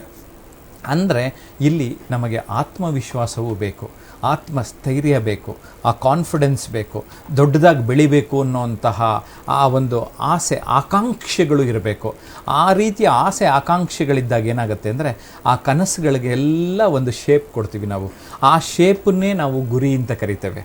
ಯಾವಾಗ ನಾವು ಗುರಿಗಳನ್ನು ಮನಸ್ಸು ಮಾಡ್ತೇವೆ, ಗುರಿಗಳೆಡೆಗೆ ಗುರಿ ಇಡ್ತೇವೆ, ಆಗ ನಮಗೊಂದು ರೀತಿ ಗೊತ್ತಾಗ್ತದೆ, ಹೌದಲ್ವಾ ನಾನು ಈಗ ಯಾಕೆ ಮಾಡಬಾರ್ದು, ಈ ರೀತಿ ಬಿಸ್ನೆಸ್ ಮಾಡಬಾರ್ದು ಅನ್ನೋವಂಥ ಆಲೋಚನೆ ಬೆಳೆಯುತ್ತೆ. ಈಗಾಗಲೇ ಸತ್ಯ ಅವ್ರು ಹೇಳಿದ್ರು, ನಮ್ಗೆ ಆರಂಭದಲ್ಲೇ ಆತಂಕ ಭಯ ಇದ್ದಾಗ ಏನು ಮಾಡಬೇಕು, ನಾವು ಯಾವ ಕ್ಷೇತ್ರಕ್ಕೆ ಹೋಗ್ಬೇಕಂತ ಇರ್ತೀವಲ್ಲ ಆ ಕ್ಷೇತ್ರದಲ್ಲಿ ಎಲ್ಲಾದರೂ ಕಡೆ ಹೋಗ್ಬಿಟ್ಟು ಒಂದು ಕೆಲಸಕ್ಕೆ ಸೇರ್ಕೋಬೇಕು, ತಿಳ್ಕೋಬೇಕು, ಆ ನೋಹವನ್ನೆಲ್ಲ ಅರ್ಥ ಮಾಡ್ಕೋಬೇಕು. ಯಾವಾಗ ಆ ನೋಹವೆಲ್ಲ ನಮಗೆ ಗೊತ್ತಾಗ್ತದೆ, ಮಾನಸಿಕವಾಗಿ ನಾವು ಯಾವಾಗ ಸಿದ್ಧ ಆಗ್ತೀವಿ ಅಥವಾ ಆರ್ಥಿಕವಾಗಿ ಎಲ್ಲೋ ಕೂಡಿಟ್ಕೊಂಡು ಬೇಸಿಕ್ ಅಮೌಂಟ್ ಆದ್ರೂ ನಾವು ಸಿದ್ಧ ಮಾಡಿ ಇಟ್ಕೊಳ್ತೀವಿ, ನಮ್ಮ ಧೈರ್ಯ ಜಾಸ್ತಿ ಆಗುತ್ತಾಗ. ಆವಾಗ ಒಂದು ಸ್ವಲ್ಪ ಪ್ರಯತ್ನ ಮಾಡೋಣ, ಯಾಕೆ ನಮ್ಮ ಕೈಲೂ ಮಾಡೋಕ್ಕಾಗಲ್ಲ ಅನ್ನೋಂಥ ಕಾನ್ಫಿಡೆನ್ಸ್ ಬರುತ್ತೆ. ಅಂದರೆ ಕನಸುಗಳು ಬೇಕು, ಥಿಂಕಿಂಗ್ ಬಿಗ್ ಕಾನ್ಸೆಪ್ಟ್ ಬೇಕು, ಗುರಿಗಳು ಇರಬೇಕು, ನಮ್ಮಲ್ಲಿ ಕಾನ್ಫಿಡೆನ್ಸ್ ಇರಬೇಕು, ಆಮೇಲೆ ಛಲ ಇರಬೇಕು, ಒಂದು ರೀತಿ ನಾನೇನೋ ಮಾಡ್ತೀನಿ ಅನ್ನೋಂತಹ ಕಮಿಟ್ಮೆಂಟ್ ನಮ್ಮಲ್ಲಿದ್ದರೆ ನಾವು ಬಿಸ್ನೆಸ್ಗೆ ಹೊರಡೋದಕ್ಕೆ ಸಾಧ್ಯ ಅಂತ ನಾನು ಭಾವಿಸ್ತೇನೆ. ಜಯಪ್ರಕಾಶ್ ಅವರೇ, ತುಂಬ ಒಳ್ಳೆ ಮಾತು ಹೇಳಿದ್ರಿ. ಮೊದಲನೇ ಸ್ಟೆಪ್ ನನ್ನ ಪ್ರಕಾರ ಏನಂದರೆ ಮಹತ್ವಾಕಾಂಕ್ಷೆ. ಆಕಾಂಕ್ಷೆ ಇಲ್ಲ ಅಂದರೆ ಏನೂ ಅಚೀವ್ ಮಾಡೋಕ್ಕಾಗಲ್ಲ. ಸೊ ನಮ್ಮ ಕಾಲರ್ ಇನ್ನೊಬ್ರು ರೆಡಿ ಇದ್ದಾರೆ ಅವ್ರ ಪ್ರಶ್ನೆ ಕೇಳೋದಕ್ಕೆ. Hello madam. ಹಲೋ, ಹೇಳಿ ಸರ್, ಹೇಳಿ, ನಿಮ್ಮ ಹೆಸರೇನು? ನಮ್ಮ ಪ್ರಶ್ನೆ ಬಂದು, ನಮ್ಮ ಹೆಸರು ಯೋಗಿ ಅಂತ ಮೇಡಮ್. ಯೋಗಿ? ಹೌದು ಮೇಡಮ್. ಹಾಂ, ಹೇಳಿ ಯೋಗಿ ಅವರೇ, ಎಲ್ಲಿಂದ ಕಾಲ್ ಮಾಡ್ತಿದ್ದೀರಾ? ಮೇಡಮ್, ಬಿಸ್ನೆಸ್ ಯಾವ ತರ ಹೇಗೆ ಮಾಡಬೇಕು ಅಂತ ಮೇಡಮ್. ಹೇಗೆ ಮಾಡಬೇಕು? ನೀವು ಬಿಸ್ನೆಸ್ ಮಾಡ್ತಾ ಇದ್ದೀರಾ? ಇಲ್ಲ ಮೇಡಮ್, ಮಾಡ್ತಾ ಇಲ್ಲ. ಬಿಸ್ನೆಸ್ನ ಹೇಗೆ ಮಾಡಬೇಕು ಅನ್ನೋದು ನಿಮ್ಮ ಪ್ರಶ್ನೆ. ಸೊ ಸತ್ಯ ಅವರೇ, ಬಿಸ್ನೆಸ್ನ ಹೇಗೆ ಮಾಡಬೇಕು ಅನ್ನೋದು ಯೋಗಿ ಅವರ ಪ್ರಶ್ನೆ. ಬಿಸ್ನೆಸ್ನ ಪ್ರಾಫಿಟಬಲ್ ಆಗಾಗಿ ಮಾಡಬೇಕು. ಪ್ರತಿಯೊಂದು ಬಿಸ್ನೆಸ್ನ ಮೂಲ ಉದ್ದೇಶ ಏನಂತ ಹೇಳಿದ್ರೆ, ಕಸ್ಟಮರ್ನ ಸ್ಯಾಟಿಸ್ಫೈ ಮಾಡಿ ನಾವು ಹಾಕಿರೋ ಬಂಡವಾಳಕ್ಕೆ ನಮಗೆ ಬರಬೇಕಾಗಿರತಕ್ಕಂಥ ಫಲಿತಾಂಶ ಏನಂತ ಹೇಳಿದ್ರೆ ಪ್ರಾಫಿಟ್ಸ್. ಅದನ್ನು ಬರೋ ರೀತಿ ಮಾಡಬೇಕಾಗಿರುತ್ತೆ. ಅದು ಒಂದು ಬಿಸ್ನೆಸ್ನ ಮೂಲ ಉದ್ದೇಶ. ಕಸ್ಟಮರ್ ಸ್ಯಾಟಿಸ್ಫ್ಯಾಕ್ಷನ್ ಇರಬೇಕು, ಓನರ್ಗೆ ಪ್ರಾಫಿಟ್ ಬರಬೇಕು. ಆ ರೀತಿ ಬಿಸ್ನೆಸ್ ಮಾಡಬೇಕು. ಸಿಂಪಲ್ ಆಗಿ ಒಂದು ಆನ್ಸರ್ ಅಂದರೆ. ಯೋಗಿ ಅವರೇ, ಐ ಹೋಪ್ ನಿಮಗೆ ಒಳ್ಳೆ ಆನ್ಸರ್ ಸಿಕ್ಕಿದೆ. ಯಾವುದೇ ಬಿಸ್ನೆಸ್ನ ಮಾಡಿ ಯೋಚನೆ ಮಾಡಿ, ಆದರೆ ಅದರಲ್ಲಿ ಪ್ರಾಫಿಟ್ ಬರೋ ಥರ ಯೋಚನೆ ಮಾಡಿ. Right? All the best. Thank you. Jayaprakash ಅವರೇ, ಹೇಳ್ತಾ ಇದ್ವಿ, ನಾವು ಇವಾಗ ಮಾತಾಡ್ತಾ ಇದ್ವಿ, ಮಹತ್ವಾಕಾಂಕ್ಷೆ ಅನ್ನೋದು ತುಂಬ ಇಂಪಾರ್ಟೆಂಟು ಅಂತ ಹೇಳ್ಬಿಟ್ಟು. ಬಟ್ ಎಷ್ಟೋ ಜನ ನನ್ನ ಫ್ಯಾಮಿಲಿ, ನಾನು, ನನ್ನ ಒಂದು ಕಾರು, ನನ್ನ ಮಕ್ಕಳು ಇಷ್ಟಾದರೆ ಸಾಕು ಅಂತ ಯೋಚನೆ ಮಾಡ್ತಾ ಇರ್ತಾರೆ. ಹೇಗೆ ಈ ಮಹತ್ವಾಕಾಂಕ್ಷೆನ ಬೆಳೆಸ್ಕೊಳ್ಬೇಕು? ಹೌದು, ನಾವು ಒಂದು ಬಾವಿ ಒಳಗಡೆ ಇರುವಂತಹ ಒಂದು ಕಪ್ಪೆಯ ರೀತಿಯಲ್ಲಿ ಸಾಮಾನ್ಯವಾಗಿ ಕೆಲಸ ಮಾಡ್ತಾರೆ ಅಥವಾ ಮಾಡ್ತೀವಿ ಅನ್ನೋದನ್ನು ನಾನು ಅರ್ಥ ಮಾಡಿಸ್ಬೇಕಾಗತ್ತೆ. ಆ ಬಾವಿ ಒಳಗಡೆ ಇದ್ದುಬಿಟ್ರೆ ನಾವೇನಾಗಿರುತ್ತೆ, ಆ ಕಪ್ಪೆ ಥರನೇ ಇರ್ತೀವಿ, ನಂದೇ ಪ್ರಪಂಚ, ಇಷ್ಟೇ ಪ್ರಪಂಚ ಅಂತ. ಹೊರಗಿನ ಪ್ರಪಂಚದ ಬಗ್ಗೆ ನನಗಷ್ಟು ಗಮನ ಇರೋದೇ ಇಲ್ಲ. ಯಾವಾಗ ನಾವು ಹೊರಗಿನ ಪ್ರಪಂಚವನ್ನು ಅರ್ಥ ಮಾಡ್ಕೊಳ್ತೇವೆ, ಹೊರಗಿನ ಬದುಕನ್ನು ಗಮನಿಸ್ತಾ ಇರ್ತೇವೆ, ನಾವು ಸುಮ್ಮನೆ ಕೆಲವು ಸರಿ ಕರುಬ್ತಾ ಇರ್ತೇವೆ, ಅಯ್ಯೋ ಅವ್ರು ಕಾರ್ ತೊಗೊಂಡ್ರಂತೆ, ಇನ್ನೊಂದು ಮಾಡಿದ್ರಂತೆ. ಅವ್ರು ಆಗ ತೊಗೋಬೇಕಾದ್ರೆ ಅದರಿಂದ ಎಷ್ಟು ಕಷ್ಟಪಟ್ಟಿದ್ದಾರೆ, ಅವರು ಏನು ಕೆಲಸ ಮಾಡ್ತಾ ಇದ್ದಾರೆ, ಅಥವಾ ಎಷ್ಟು ಎಕ್ಸ್ಟ್ರಾ ಕೆಲಸ ಮಾಡ್ತಾ ಇದ್ದಾರೆ, ಅವರು ಸಮಯವನ್ನು ಹೇಗೆ ವಿನಿಯೋಗಿಸ್ಕೊಳ್ತಾ ಇದ್ದಾರೆ ಅನ್ನೋದನ್ನ ಒಂದು ಸ್ವಲ್ಪ ಸ್ಟಡಿ ಮಾಡಿ, ಆವಾಗ ನಾವು ಎಲ್ಲಿ ತಪ್ತಾ ಇದ್ದೇವೆ ಅನ್ನುವಂಥದ್ದು ಗೊತ್ತಾಗ್ತಾ ಹೋಗ್ತಾ ಇರುತ್ತೆ. ಥಿಂಕಿಂಗ್ ಬಿಯಾಂಡ್ ಅಂದರೆ ನಾವು ಅಂದುಕೊಂಡಿದ್ದಕ್ಕಿಂತ ಹೆಚ್ಚು ಯೋಚನೆ ಮಾಡುವುದು ಅನ್ನುವಂಥದ್ದು. ಮತ್ತು ಔಟ್ ಆಫ್ ದಿ ಬಾಕ್ಸ್ ಅಂತ ಕೂಡ ಹೇಳ್ತೇವೆ. ನಾವು ಯಾವಾಗಲೂ ಬಾಕ್ಸ್ ಒಳಗಡೆನೇ ಯಾಕೆ ಯೋಚನೆ ಮಾಡಬೇಕು, ಸ್ವಲ್ಪ ಹೊರಗಡೆನೂ ಯೋಚನೆ ಮಾಡೋಣ. ಅದಕ್ಕೊಂದು ಹದ್ದಿನ ಉದಾಹರಣೆಯನ್ನು ಕೊಡ್ತೇನೆ. ಬೇರೆಲ್ಲ ಪಕ್ಷಿಗಳು ಮಳೆ ಬಂದರೆ ಗಿಡಗಳ ಕೆಳಗೆ ಆಶ್ರಯವನ್ನು ಪಡೆಯುತ್ತೆ. ಆದರೆ ಹದ್ದು ಏನು ಮಾಡುತ್ತೆ ಗೊತ್ತಾ, ಸೀದಾ ಮೋಡದ ಮೇಲೆ ಹಾರ ಹೋಗ್ಬಿಡುತ್ತೆ. ಅಂದರೆ ಬೇರೆ ಪಕ್ಷಿಗಳೆಲ್ಲ ಒಂದು ರೀತಿ ಯೋಚನೆ ಮಾಡಿದ್ರು, ಆದರೆ ಹದ್ದು ಮಾತ್ರ ಬೇರೆ ರೀತಿ ಆಲೋಚನೆ ಮಾಡಿತು. ಆವಾಗೇನಾಯಿತು, ಅಲ್ಲಿ ಮಳೆ ಪ್ರಶ್ನೆನೇ ಇಲ್ಲ, ಮೋಡದ ಮೇಲೆ ಹೋದರೆ ಮಳೆ ಎಲ್ಲಿದೆ. ಹಾಗೆ ನಾವು ನಮ್ಮ ಚಿಂತನಾ ಶಕ್ತಿಯನ್ನು ಹೆಚ್ಚಿಸಿಕೊಂಡರೆ, ಮೈಂಡ್ ತುಂಬ ಪವರ್ಫುಲ್. ನಮ್ಮಲ್ಲಿ ದೇಹದಲ್ಲಿ ಇರುವಂತಹ ಎಲ್ಲ ಆರ್ಗನ್ನಲ್ಲಿ ಈ ಮೆದುಳಿದೆಯಲ್ಲ, ಆ ಮೆದುಳಿನ ಕಡೆಗೆ ನಾವು ಹೆಚ್ಚು ಗಮನವನ್ನು ಕೊಡಬೇಕು, ಮೆದುಳಿನ ಸಾಮರ್ಥ್ಯವನ್ನು ನಾವು ವೃದ್ಧಿಸ್ಕೊಳ್ಬೇಕು ಅನ್ನೋದನ್ನ ಇಲ್ಲಿ ಹೇಳೋದಕ್ಕೆ ಇಷ್ಟಪಡ್ತೇನೆ. ಒಳ್ಳೆ ಉದಾಹರಣೆ ಕೊಟ್ಟಿದ್ದಾರೆ ಜಯಪ್ರಕಾಶ್ ಅವರೇ, ಹದ್ದಿನ ಉದಾಹರಣೆ. It's very nice. ನಮ್ಮ ಇನ್ನೊಬ್ರು ಕಾಲರ್ ರೆಡಿ ಇದ್ದಾರೆ.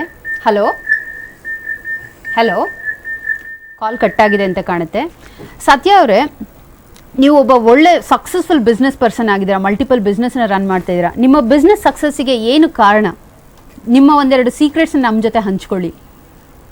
ಪ್ರತಿಯೊಬ್ಬರಿಗೂ ಪ್ರತಿಯೊಂದೊಂದು ಬಿಸ್ನೆಸ್ಗೆ ಆ ಕ್ಷೇತ್ರಕ್ಕೆ ತಕ್ಕಂತೆ ಅದೇ ಆದಂಥ ಒಂದು ಸೂತ್ರಗಳನ್ನ ಫಾಲೋ ಮಾಡಬೇಕಾಗಿರುತ್ತೆ. ಟ್ರೇಡಿಂಗ್ ಅಂತ ಹೇಳಿದ್ರೆ, ವ್ಯವಹಾರ ಮಾಡೋದು ಅಂತ ಹೇಳಿದ್ರೆ, ಅಲ್ಲಿ ಪ್ರಾಡಕ್ಟ್ ಚೆನ್ನಾಗಿರಬೇಕು, ಕಸ್ಟಮರ್ಗೆ ಆನ್ ಟೈಮ್ ಕೊಡಬೇಕಾಗಿರುತ್ತೆ ಟ್ರೇಡಿಂಗಲ್ಲಿ. ಮ್ಯಾನುಫ್ಯಾಕ್ಚರಿಂಗ್ ಅನ್ನೋದಾದರೆ ಅವ್ರು ಯಾರಿಗೆ ಸಪ್ಲೈ ಮಾಡ್ತಾರೆ ಆ ಮ್ಯಾನುಫ್ಯಾಕ್ಚರಿಂಗ್ ಕ್ವಾಲಿಟಿ ನೋಡ್ಕೊಬೇಕು, ರಾ ಮೆಟೀರಿಯಲ್ ಚೆನ್ನಾಗಿರಬೇಕು, ಮತ್ತು ಮ್ಯಾನುಫ್ಯಾಕ್ಚರಿಂಗ್ ಟೀಮ್ ಚೆನ್ನಾಗಿ ಇಟ್ಕೊಬೇಕು. R&D ಅಂತ ಹೇಳಿದ್ರೆ ಅಲ್ಲಿ ಅವರು ಆದಷ್ಟು ತಮ್ಮವ್ರಿಗೆ ತಾವು ಇನ್ನು ಟೈಮ್ ಸ್ಪೆಂಡ್ ಮಾಡಿಕೊಂಡು ಅದರಲ್ಲಿ ಯಶಸ್ಸು ಪಡಿಬೇಕಾಗಿರುತ್ತೆ. ಆದರೆ ನನ್ನ ಬಿಸ್ನೆಸ್ ಬಂದು ಪೀಪಲ್ ಓರಿಯೆಂಟೆಡ್ ಬಿಸ್ನೆಸ್ ಆಗಿತ್ತು. ನಾನು ಬೆಳೆದು ಬಂದಂತಹ ಬಿಸ್ನೆಸ್ ಬಂದು consumer world and ಕನ್ಸ್ಯೂಮ್ಯಾಕ್ಸ್.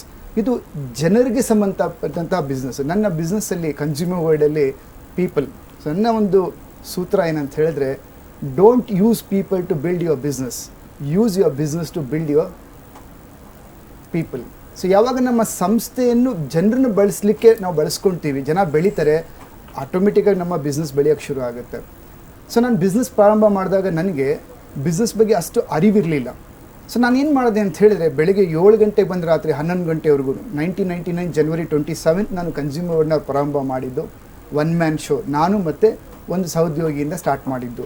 So 225 rupees turn over ಇತ್ತು ನಮ್ಮ ಸಂಸ್ಥೆದು. ಸೊ ಏನು ಮಾಡ್ತಾಯಿದ್ದೆ ನಾನು ಅವಾಗ ಅಂದರೆ, ಪ್ರತಿದಿನ ಪ್ರತಿ ಕ್ಷಣ ಅವ್ರ ಜೊತೆ ಟೈಮ್ ಸ್ಪೆಂಡ್ ಮಾಡ್ತಾಯಿದ್ದೆ. ಮಾರ್ಕೆಟಿಂಗಲ್ಲಿ ಅವ್ರು ಹೇಗೆ ಏನೇನು ಅನುಭವಗಳಾಗ್ತಾಯಿದೆ, ಅದಕ್ಕೆ ಸೊಲ್ಯೂಷನ್ ಏನು, ಅವ್ರ ರಿಸಲ್ಟ್ಸ್ ಬರೋಕ್ಕೆ ಶುರು ಆಗಿಲ್ಲ ಅಂತ ಹೇಳಿದಾಗ ನಾನು ಅವ್ರ ಜೊತೆಯಲ್ಲಿ ಕಂಟಿನ್ಯೂಸ್ ಆಗಿ ಫೀಲ್ಡ್ ಹೋಗೋಕ್ಕೆ ಶುರು ಮಾಡಿದೆ, ಕಲಿಯೋಕ್ಕೆ ಶುರು ಮಾಡಿದೆ. ಸೇಲ್ಸಲ್ಲಿ ಅವ್ರು ಬೆಳೆಸಿದ್ಮೇಲೆ ಅವ್ರಿಗೆ ಲೀಡರ್ಶಿಪ್ ಟ್ರೈನಿಂಗ್ ಕೊಡೋಕ್ಕೆ ಶುರು ಮಾಡಿದೆ. ಲೀಡರ್ಶಿಪ್ ಟ್ರೈನಿಂಗ್ ಕೊಟ್ಟಮೇಲಿಂದ ಅವ್ರಿಗೆ ನೆಕ್ಸ್ಟ್ ನಾನು ಅವ್ರು ಹೇಗೆ ಒಂದು ಸಂಸ್ಥೆ ನಡೆಸ್ಕೊಬೇಕು ಅನ್ನೋದನ್ನು ಟ್ರೈನಿಂಗ್ ಕೊಡೋಕ್ಕೆ ಶುರು ಮಾಡಿದೆ. ಸೊ ನನ್ನ ಒಂದು ಬೇಸಿಕ್ ಸಕ್ಸಸ್ ಏನಂತ ಹೇಳಿದ್ರೆ, don't use people to build your business, use your business to build your people. ಜನ ಬೆಳೆದ ಹಾಗೆ ಸಂಸ್ಥೆ ಆಟೋಮೆಟಿಕ್ಕಾಗಿ ಬೆಳೆಯುತ್ತೆ. ತುಂಬ ಒಳ್ಳೆ ಒಂದು ಮಾತನ್ನ ಹೇಳಿದ್ದೀರಾ ಸತ್ಯ ಅವರೇ. Don't use people, use your business to build people. So ನಮ್ಮ ಇನ್ನೊಂದು ಕಾಲ್ ರೆಡಿ ಇದೆ. ಹಲೋ ನಮಸ್ತೆ ಮೇಡಮ್, ನನ್ನ ಹೆಸರು ರಾಧಿಕಾ ಅಂತ. ನಮಸ್ಕಾರ ಅಮ್ಮ, ಹೇಳಿ ರಾಧಿಕಾ ಅವರೇ. ಮಾತಾಡ್ತಾ ಇದ್ದೀನಿ. ಹೇಳಿ ಹೇಳಿ ಮೇಡಮ್, ನಾನು ಇವಾಗ ಆಲ್ರೆಡಿ ಒಂದು ಬಿಸ್ನೆಸ್ ಮಾಡ್ತಾ ಇದ್ದೀನಿ. ಶಾರ್ಟ್ ಇನ್ವೆಸ್ಟ್ಮೆಂಟ್ ಇಂದ ಬಿಸ್ನೆಸ್ ಸಕ್ಸಸ್ಫುಲ್ ಆಗಿ ತಗೊಂಡೋಗಕ್ಕೆ ಸಾಧ್ಯನಾ? ಶಾರ್ಟ್ ಇನ್ವೆಸ್ಟ್ಮೆಂಟ್ ಇಂದ ಬಿಸ್ನೆಸ್ ನ ಸಕ್ಸಸ್ಫುಲ್ ಆಗಿ ಮಾಡೋಕ್ಕೆ ಸಾಧ್ಯನಾ ಅಂತನಾ? Very nice. ಸತ್ಯ ಅವರೇ, ಸೊ ನಮ್ಮ ರಾಧಿಕಾ ಅವರು ಕೇಳ್ತಾ ಇರೋ ಪ್ರಶ್ನೆ ಏನಪ್ಪಾ ಅಂದ್ರೆ, ಶಾರ್ಟ್ ಇನ್ವೆಸ್ಟ್ಮೆಂಟ್ ಅಂದ್ರೆ ಇನ್ವೆಸ್ಟ್ಮೆಂಟ್ ಅನ್ನೋದು ಎಷ್ಟಿರಬೇಕು ಒಂದು ಬಿಸ್ನೆಸ್ಗೆ ಅನ್ನೋ ಪ್ರಶ್ನೆ. ಹನಿ ಹನಿ ಗುಡಿದ್ರೆ ಹಳ್ಳ, ತನೆ ತೆನೆ ಗುಡಿದ್ರೆ ಬಳ್ಳ ಅಂತ ಹೇಳ್ತಾರೆ. ಹಾಗೆ ಸಣ್ಣದಿಂದ ಪ್ರಾರಂಭ ಮಾಡೋದ್ರಿಂದ ನಮಗೆ ಅದು ಟೆಸ್ಟಿಂಗ್ ದ ವಾಟರ್ ಅಂತ ಕರಿತೀವಿ. ತುಂಬ ಒಳ್ಳೆಯದು. ಸಣ್ಣದಾಗೂ ಪ್ರಾರಂಭ ಮಾಡ್ಬೋದು, ದೊಡ್ಡದಾಗೂ ಪ್ರಾರಂಭ ಮಾಡ್ಬೋದು. ಅನುಭವ ಇದ್ದಾಗ ದೊಡ್ಡ ಲೆವೆಲಲ್ಲಿ ಬಿಗ್ ಸ್ಕೇಲಲ್ಲಿ ಸ್ಟಾರ್ಟ್ ಮಾಡ್ಬೋದು. ಬಿಗಿನರ್ಸ್ ಆದರೆ ಒಂದು ಸ್ಮಾಲ್ ಇನ್ವೆಸ್ಟ್ಮೆಂಟ್ ಮಾಡಿ ಅದನ್ನು ಟೆಸ್ಟ್ ಮಾಡ್ಕೊಂಡು ಮುಂದುವರಿಯೋದು ತುಂಬ ಚೆನ್ನಾಗಿರುತ್ತೆ ಅನಿಸುತ್ತೆ. ನನ್ನ ಉದಾಹರಣೆನೇ ತೊಗೊಬೇಕಂತ ಹೇಳಿದ್ರೆ, ನಾನು ಬಿಸ್ನೆಸ್ ಪ್ರಾರಂಭ ಮಾಡಿದ್ದೆ ಒಂದು ಸ್ಮಾಲ್ ಇನ್ವೆಸ್ಟ್ಮೆಂಟಿಂದ. ಆ ಇನ್ವೆಸ್ಟ್ಮೆಂಟ್ ನಾನು ಏನು ಮಾಡ್ತಾ ಹೋದೆ, ಪ್ರಿನ್ಸಿಪಲ್ ಅಮೌಂಟ್ ಬಂಡವಾಳ ಏನಿತ್ತು ಅದನ್ನು ಹೈಯರ್ ಮಾಡೋದು, ದೊಡ್ಡ ಮಾಡ್ಕೊಳ್ತಾ ಹೋದ್ರಿಂದ ನನ್ನ ಬಿಸ್ನೆಸ್ ಇವತ್ತು 40 ಬ್ರಾಂಚಸ್ ಇದೆ. ಸಣ್ಣದಾಗೆ ಸ್ಟಾರ್ಟ್ ಮಾಡಿದ್ದು. It's good to start from a smaller level when you are a beginner. Hello Radhika ಅವರೇ, ನಿಮಗೆ ಒಂದು ಒಳ್ಳೆ ಉತ್ತರ ಸಿಕ್ಕಿದೆ ಅಂತ ಅನ್ಕೊಳ್ತೀನಿ. All the best for your business. Thank you. Satya ಅವರೇ, ನಾವು ನಿಮ್ಮ ಬಿಸ್ನೆಸ್ ಸೀಕ್ರೆಟ್ಸ್ ಬಗ್ಗೆ ಮಾತಾಡ್ತಾ ಇದ್ವಿ. ರಾಧಿಕಾ ಅವ್ರು ಕೇಳಿದ್ದು ಮತ್ತೆ ಅದ್ರ ಮುಂಚೆ ಕಾಲ್ ಮಾಡಿದ್ದಂಥವ್ರು ಕೇಳಿದ್ದು ಏನು ಅಂದರೆ, ನನ್ನ ಒಂದು ಪ್ರಶ್ನೆ ನನ್ನಲ್ಲಿ ಮೂಡ್ತಾ ಇದೆ. ಏನಪ್ಪಾ ಅಂತ ಹೇಳಿದ್ರೆ, ಬಿಸ್ನೆಸ್ನಲ್ಲಿ ಯಾವ್ದು ಇಂಪಾರ್ಟೆಂಟು? ಮಾರ್ಕೆಟಿಂಗ್ ಇಂಪಾರ್ಟೆಂಟಾ, ಇನ್ವೆಸ್ಟ್ಮೆಂಟ್ ಇಂಪಾರ್ಟೆಂಟಾ, ಎಕ್ಸ್ಪೀರಿಯನ್ಸ್ ಇಂಪಾರ್ಟೆಂಟಾ, ಯಾವ್ದು ಇಂಪಾರ್ಟೆಂಟು? ತುಂಬ ಒಳ್ಳೆ ಪ್ರಶ್ನೆ ಕೇಳಿದ್ರಿ. ತುಂಬ ಜನ ನನಗೆ ಬಿಸ್ನೆಸ್ ಓನರ್ಸ್ ಕೇಳೋದು ಯಾವುದು ತುಂಬ ಇಂಪಾರ್ಟೆಂಟ್ ಬಿಸ್ನೆಸ್ಸಲ್ಲಿ ಅಂತ ಹೇಳ್ಬಿಟ್ಟು. ನಾನು ಒಂದು ಉದಾಹರಣೆ ತೊಗೊಳಕ್ಕೆ ಇಷ್ಟಪಡ್ತೀನಿ.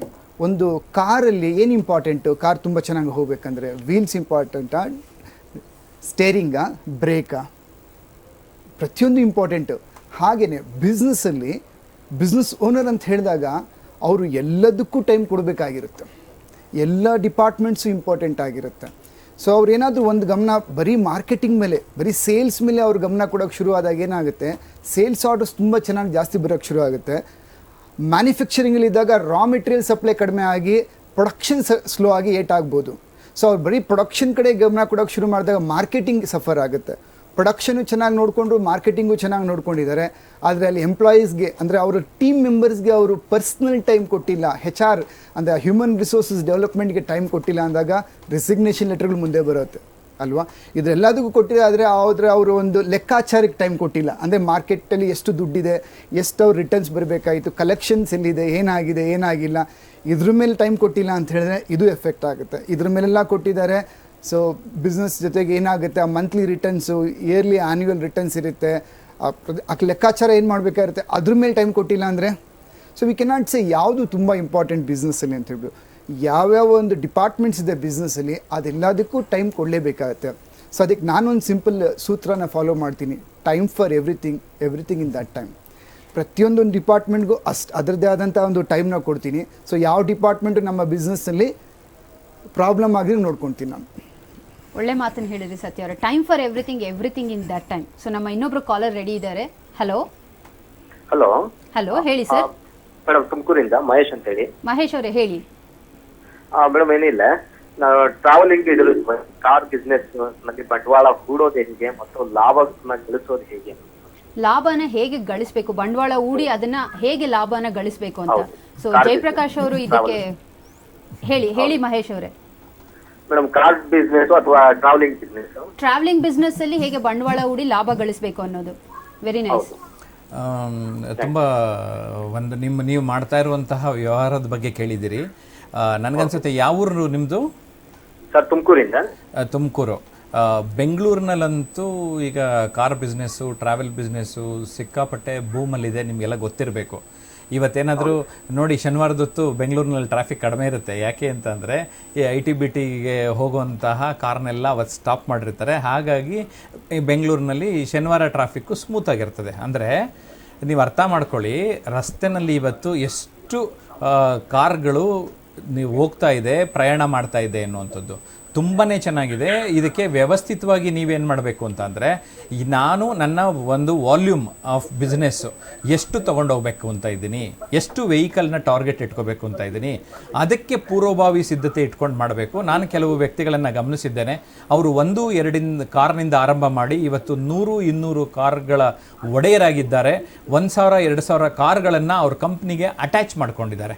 ಸೊ ನೀವೇ ಕಾರ್ಗಳನ್ನು ಓನ್ ಮಾಡುವಂತಹ ಒಂದು ಪ್ರಯತ್ನ, ಮತ್ತೊಂದು ಇವತ್ತು ಅಟ್ಯಾಚ್ಮೆಂಟ್ ಮಾಡಿಕೊಂಡು ಇವತ್ತು ಟ್ರಾವೆಲ್ ಬಿಸ್ನೆಸ್ಸು ತುಂಬ ಬೂಮ್ನಲ್ಲಿ ನಡೀತಾ ಇದೆ ಅನ್ನುವಂಥದ್ದು ನನ್ನ ಒಂದು ಭಾವನೆ. ಮತ್ತು ಸುಮಾರು ಡ್ರೈವರ್ಗಳ ಜೊತೆ, ಓನರ್ಗಳ ಜೊತೆ ನಾನು ಇಂಟ್ರ್ಯಾಕ್ಟ್ ಕೂಡ ಮಾಡುವಂಥ ಸಂದರ್ಭ ನನಗೆ ಬಂದಿದೆ. ಇದುವರೆಗೆ ಒಂದು 100 ಕಂಪ್ನಿಯ ಡ್ರೈವರ್ಗಳ ಜೊತೆ ಮಾತು ಆಡಿದ್ದೇನೆ. ಅವರೆಲ್ಲರೂ ಹೇಳ್ತಾ ಇದ್ದಾರೆ, ನಮಗೆ ಈ ಒಂದು ವೃತ್ತಿಯಲ್ಲಿ ತುಂಬ ಸಂತೋಷ ಇದೆ ಸರ್. ಮುಂಚೆ ಕಾರ್ನಲ್ಲಿ ಡ್ರೈವರ್ ಆದರೆ ಅಥವಾ ಏನೋ ಒಂದು ಅಂದರೆ ತುಂಬ ಕಡಿಮೆ ನಮಗೆ ವರಮಾನವನ್ನು ತೆಗೆದುಕೊಳ್ತಾ ಇದ್ದೀವಿ. ನನಗೆ ಇನ್ನೂ ಒಬ್ಬರು ಯಾವುದೋ ಒಂದು ಟ್ಯಾಕ್ಸಿಯವರು ಹೇಳ್ತಾ ಇದ್ರು, ಸರ್ ನಾನು ಓದಿರೋದು IT ಸರ್, ಆದರೆ ಅದನ್ನು ನಾನು ರಿಸೈನ್ ಮಾಡಿಬಿಟ್ಟು ಇವತ್ತು ನಾನು ಒಂದು ಟ್ಯಾಕ್ಸಿ ತೊಗೊಂಡಿದ್ದೀನಿ ಅಂತ ನನಗೊಬ್ಬ ಟ್ಯಾಕ್ಸಿ ಡ್ರೈವರ್ ಹೇಳ್ತಾ ಇದ್ರು. ಅಂದರೆ ಎಲ್ಲಿವರೆಗೆ ಇದು ಬೂಮ್ ಇದೆ ಅನ್ನೋದನ್ನು ಗಮನಿಸ್ಕೊಳ್ಳಿ.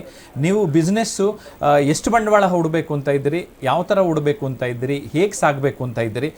ಕಾರ್ಯಕ್ರಮದ ನಂತರ ನಾವು ದೂರವಾಣಿ ಸಂಖ್ಯೆಗಳನ್ನು ಕೂಡ ನೀಡಿದ್ದೇವೆ. ಇನ್ನು ಮತ್ತಷ್ಟು ವಿವರ ಬೇಕು ಅಂದರೆ ನಮ್ಮನ್ನು ಸಂಪರ್ಕಿಸ್ಬೋದು. ಮಹೇಶ್ ಅವರೇ, ಸೊ ಪ್ಲಾನಿಂಗ್ ಅನ್ನೋದು ತುಂಬಾ ಇಂಪಾರ್ಟೆಂಟು. ನಿಮ್ಮ ಎಂಟೈರ್ ಬಿಸ್ನೆಸ್ ಪ್ಲಾನ್ನ ಬರ್ಕೊಳ್ಳಿ. ಖಂಡಿತ ನೀವು ಕಾಲ್ ಮಾಡ್ಬೋದು, ಸಂಪರ್ಕ ಮಾಡ್ಬೋದು ನಮ್ಮನ್ನ. ಪ್ರೋಗ್ರಾಮ್ನ ನಂತರ ಕೂಡ ನೀವು ನಮ್ಮ ಎಕ್ಸ್ಪರ್ಟ್ಸ್ನ ಮೀಟ್ ಮಾಡ್ಬೋದು. ತುಂಬ ಥ್ಯಾಂಕ್ಸ್. ನಮ್ಮ ಇನ್ನೊಂದು ಕರೆ ರೆಡಿಯಾಗಿದೆ, ಸೊ ಇನ್ನೊಂದು ಕರೆ ತಗೊಳ್ಳೋಣ. ಹಲೋ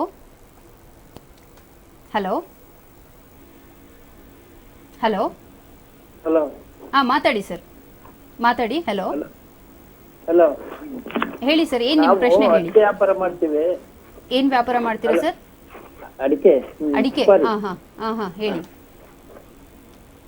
ಹೇಳಿ ನಿಮ್ಮ ಪ್ರಶ್ನೆ ಏನ್ ಹೇಳಿ. ಏನ್ ಮಾಡುದು, ಲಾಸ್ ಏನಾಗ್ತಾ ಇಲ್ಲ. ಲಾಸ್ ಆಗ್ತಾ ಇಲ್ಲ, ಆದ್ರೆ ಲಾಭನೂ ಆಗ್ತಾ ಇಲ್ಲ. ಸೊ ಸತ್ಯ ಅವರೇ, ಟ್ರೈನಿಂಗ್ ಮಾಡ್ತೀವಿ, ನಾವು ಇದ್ ಮಾಡ್ತೀವಿ, ಅದ್ರಲ್ಲಿ ಇಂಪ್ರೂವ್ ಆಗ್ತಾ ಇಲ್ಲ. ಯಾಕೆ ಕಾರಣ ಅಂತ? ಇಂಪ್ರೂವ್ ಆಗ್ತಾ ಇಲ್ಲ ಯಾಕೆ ಕಾರಣ ಅಂತ. ಸೊ ನಾನು ಪ್ರೋಗ್ರಾಮ್ನ ಬಿಗಿನಿಂಗ್ ಅಲ್ಲೇ ಹೇಳಿ.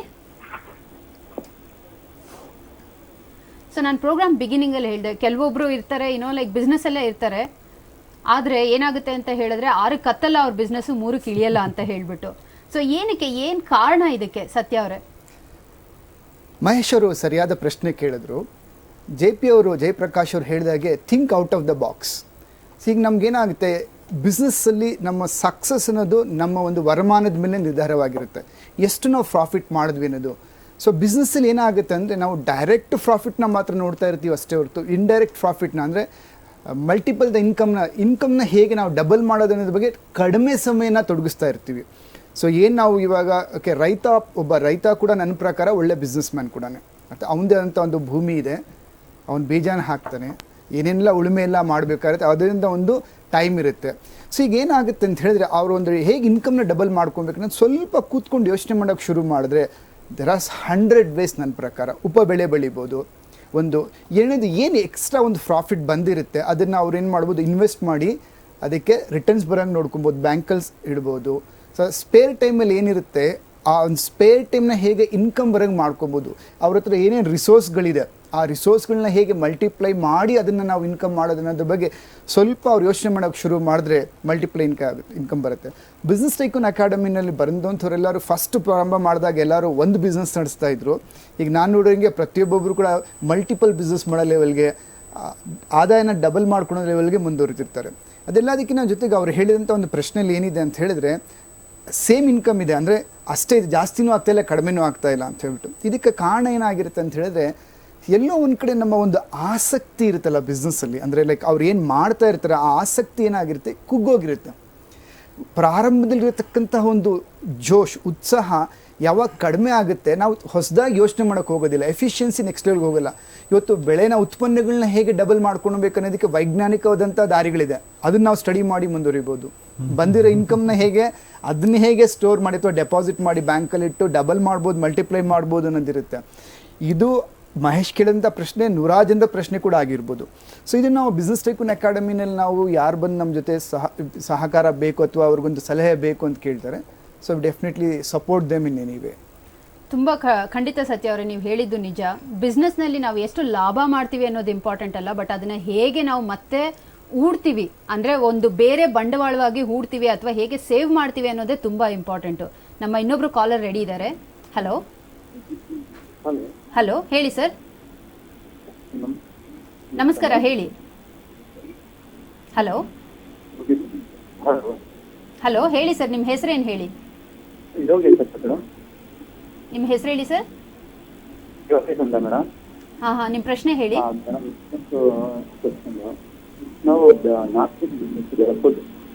ಸರ್ ನಿಮ್ಮ ವಾಯ್ಸ್ ಬ್ರೇಕ್ ಆಗ್ತಾ ಇದೆ, ಸ್ವಲ್ಪ ಜೋರಾಗಿ ಮಾತಾಡಿ. ಹಾಂ ಹಾಂ, ಹೌದು ಯೋಗೇಶ್ ಅವರೇ ಹೇಳಿ. ವಾಯ್ಸ್ ಅಷ್ಟು ಕ್ಲಿಯರ್ ಆಗಿಲ್ಲ, ಸ್ವಲ್ಪ ಜೋರಾಗಿ ಮಾತಾಡಿ. ಕಾಲ್ ಕಟ್ ಆಗಿದೆ ಅಂತ ಕಾಣುತ್ತೆ. ಸೊ ತುಂಬ ಚೆನ್ನಾಗಿರೋ ಸಂವಾದ ನಡೀತಾ ಇದೆ. ಒಂದು ಸಣ್ಣ ಬ್ರೇಕ್ನ ನಂತರ ಮತ್ತೆ ಬರೋಣ, ನಮ್ಮ ಚರ್ಚೆನ ಮುಂದುವರಿಸೋಣ.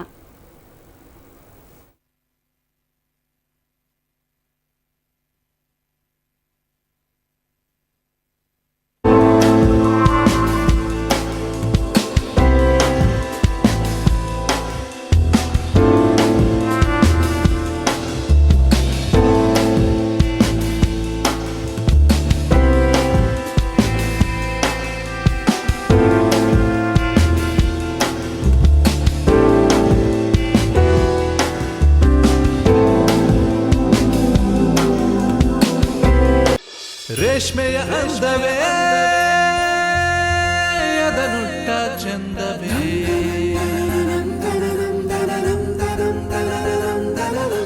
ರೇಷ್ಮೆಯ ಅಂದವೇ ಅದನುಟ್ಟ ಚಂದವೇ, ಒಂದಾಗಿ ಸೇರಲು ನನ್ನ ಮನಸ್ಸು ಕರಗಲು, ಕಂಜೋಡಿ ಬೆರೆಯಲು ಲಾವಣ್ಯ ಸೆಳೆಯಲು, ಮಾತೆಲ್ಲ ಮರೆಯಲು ಪ್ರೀತಿ ಬೆಳೆಯಲು, ನಮ್ಮ ಬಾಳುವೆಂದೆಂದು ಆನಂದ. Wedding silk saris, designer saris, gift saris, ಅದರೊಂದಿಗೆ ರೇಷ್ಮೆಯಲ್ಲಿ ಎಷ್ಟೋ ಅಷ್ಟಕ್ಕೂ ಪಚ್ಚಯಪ್ಪ ಸಿಲ್ಕ್ಸ್ ಅತ್ಯುತ್ತಮ ಕ್ವಾಲಿಟಿ, ಅತಿ ನವೀನ ಕಲೆಕ್ಷನ್ಸ್, ಅತ್ಯಂತ ಕಡಿಮೆ ಬೆಲೆ. ಕಾಂಚೀಪುರದಲ್ಲಿ 90 ವರ್ಷಗಳ ರೇಷ್ಮೆ ಪಾರಂಪರ್ಯ. Pachaiyappa silks for exclusive silk saris. Kamarajar road, Kanchipuram. ರೇಷ್ಮೆಯ ಅಂದವೇ ಅದನುಟ್ಟ ಚಂದವೇ ಒಂದಾಗಿ ಸೇರಲು ನನ್ನ ಮನಸ್ಸು ಕರಗಲು ಶುಕ್ಲಾಂಬರಧರಂ ವಿಷ್ಣುಂ ಶಶಿವರ್ಣಂ ಚತುರ್ಭುಜಂ. ಹೂ ಇನ್ನು ಬಂದಿಲ್ವಾ? ಓ ದೇವ್ರೆ, ಈಗ ಪೂಜೆ ಹೇಗ್ ಮಾಡ್ಲಿ? ಪೂಜಾರಿಯಲ್ಲಿ ಪೂಜಾರಿನೇನು ಬಂದಿಲ್ಲ. ಓ ದೇವ್ರೆ, ಈಗ ಪೂಜೆ ಹೇಗ್ ಮಾಡೋದು? ನಾರಾಯಣ ನಾರಾಯಣ. ಹೂಗಳಿಲ್ಲವೇ? ಪಂಡಿತರಿಲ್ಲವೇ? DailyPooja.com ಅಲ್ಲಿ ಎಲ್ಲವೂ ಸಿಗುತ್ತೆ.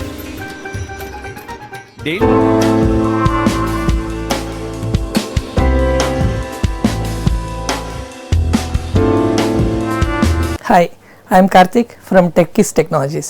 We are independent distributors of electronic components. This is my second year in BTA. Biggest takeaway from BTA: implementation of system development and key role areas for all the departments. As a result, I am able to see the double growth in my business.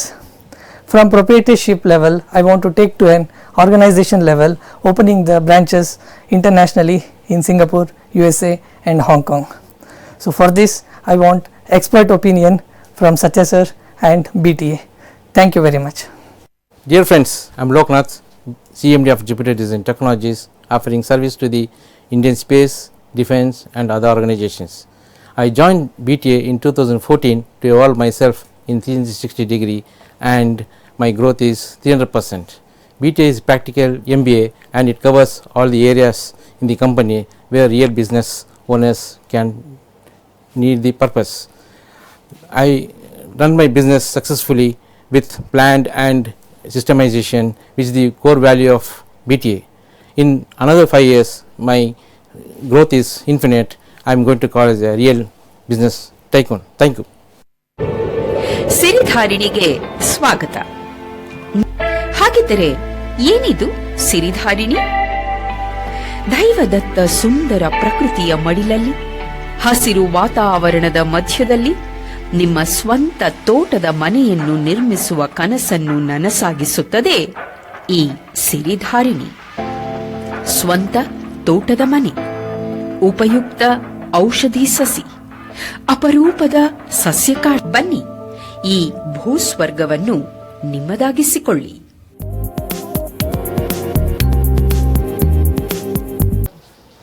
Excellent evening. I'm Meghna, Director of R&M Catering Private Limited, a simply innovative organization since 1990.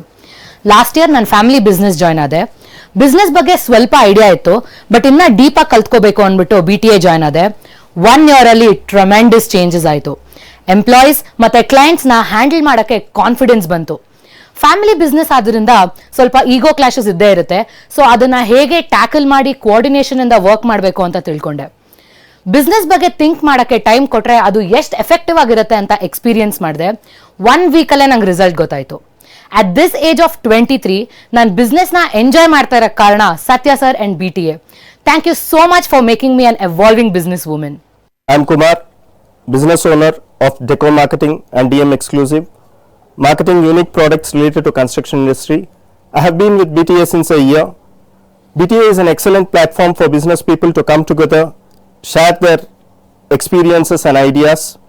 BTA has been beneficial to me in terms of learning and implementing newer business ideas, networking with successful business people. Overall, BTA is grooming me to become a business tycoon. Thank you, BTA.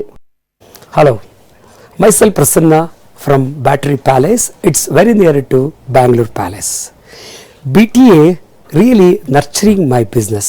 My implementations are systematic way of business, delegation of work, developing leadership skills, convert my business from hard work to smart work, time for family and personal.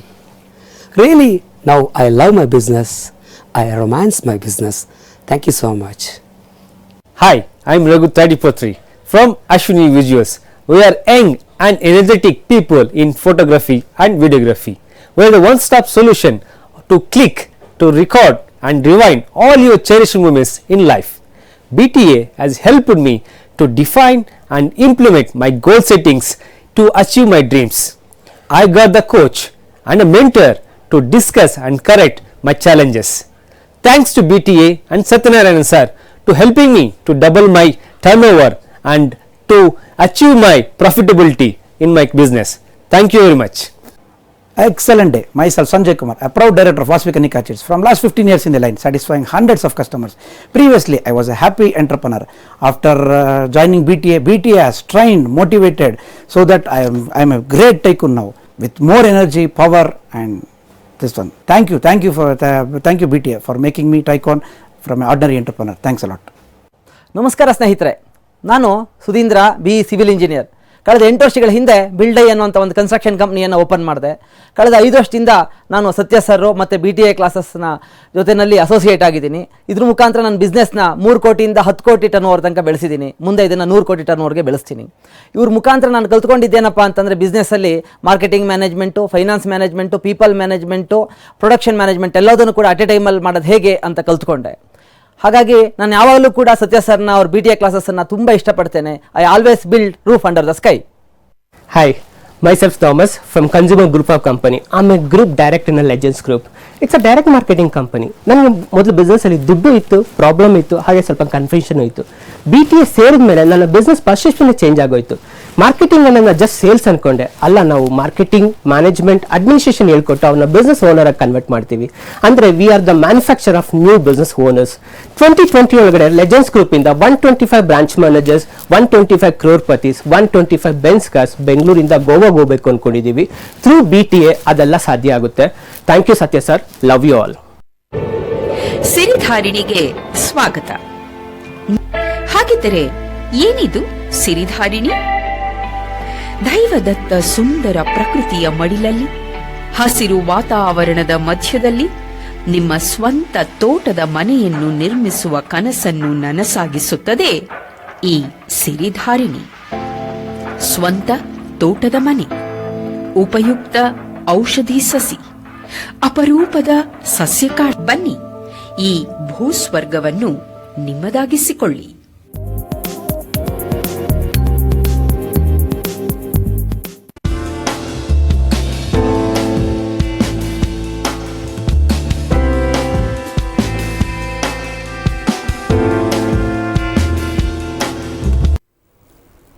ಬನ್ನಿ ಪ್ರೇಕ್ಷಕರೇ, ನಮ್ಮ business secret ಕಾರ್ಯಕ್ರಮನ ಮುಂದುವರಿಸೋಣ.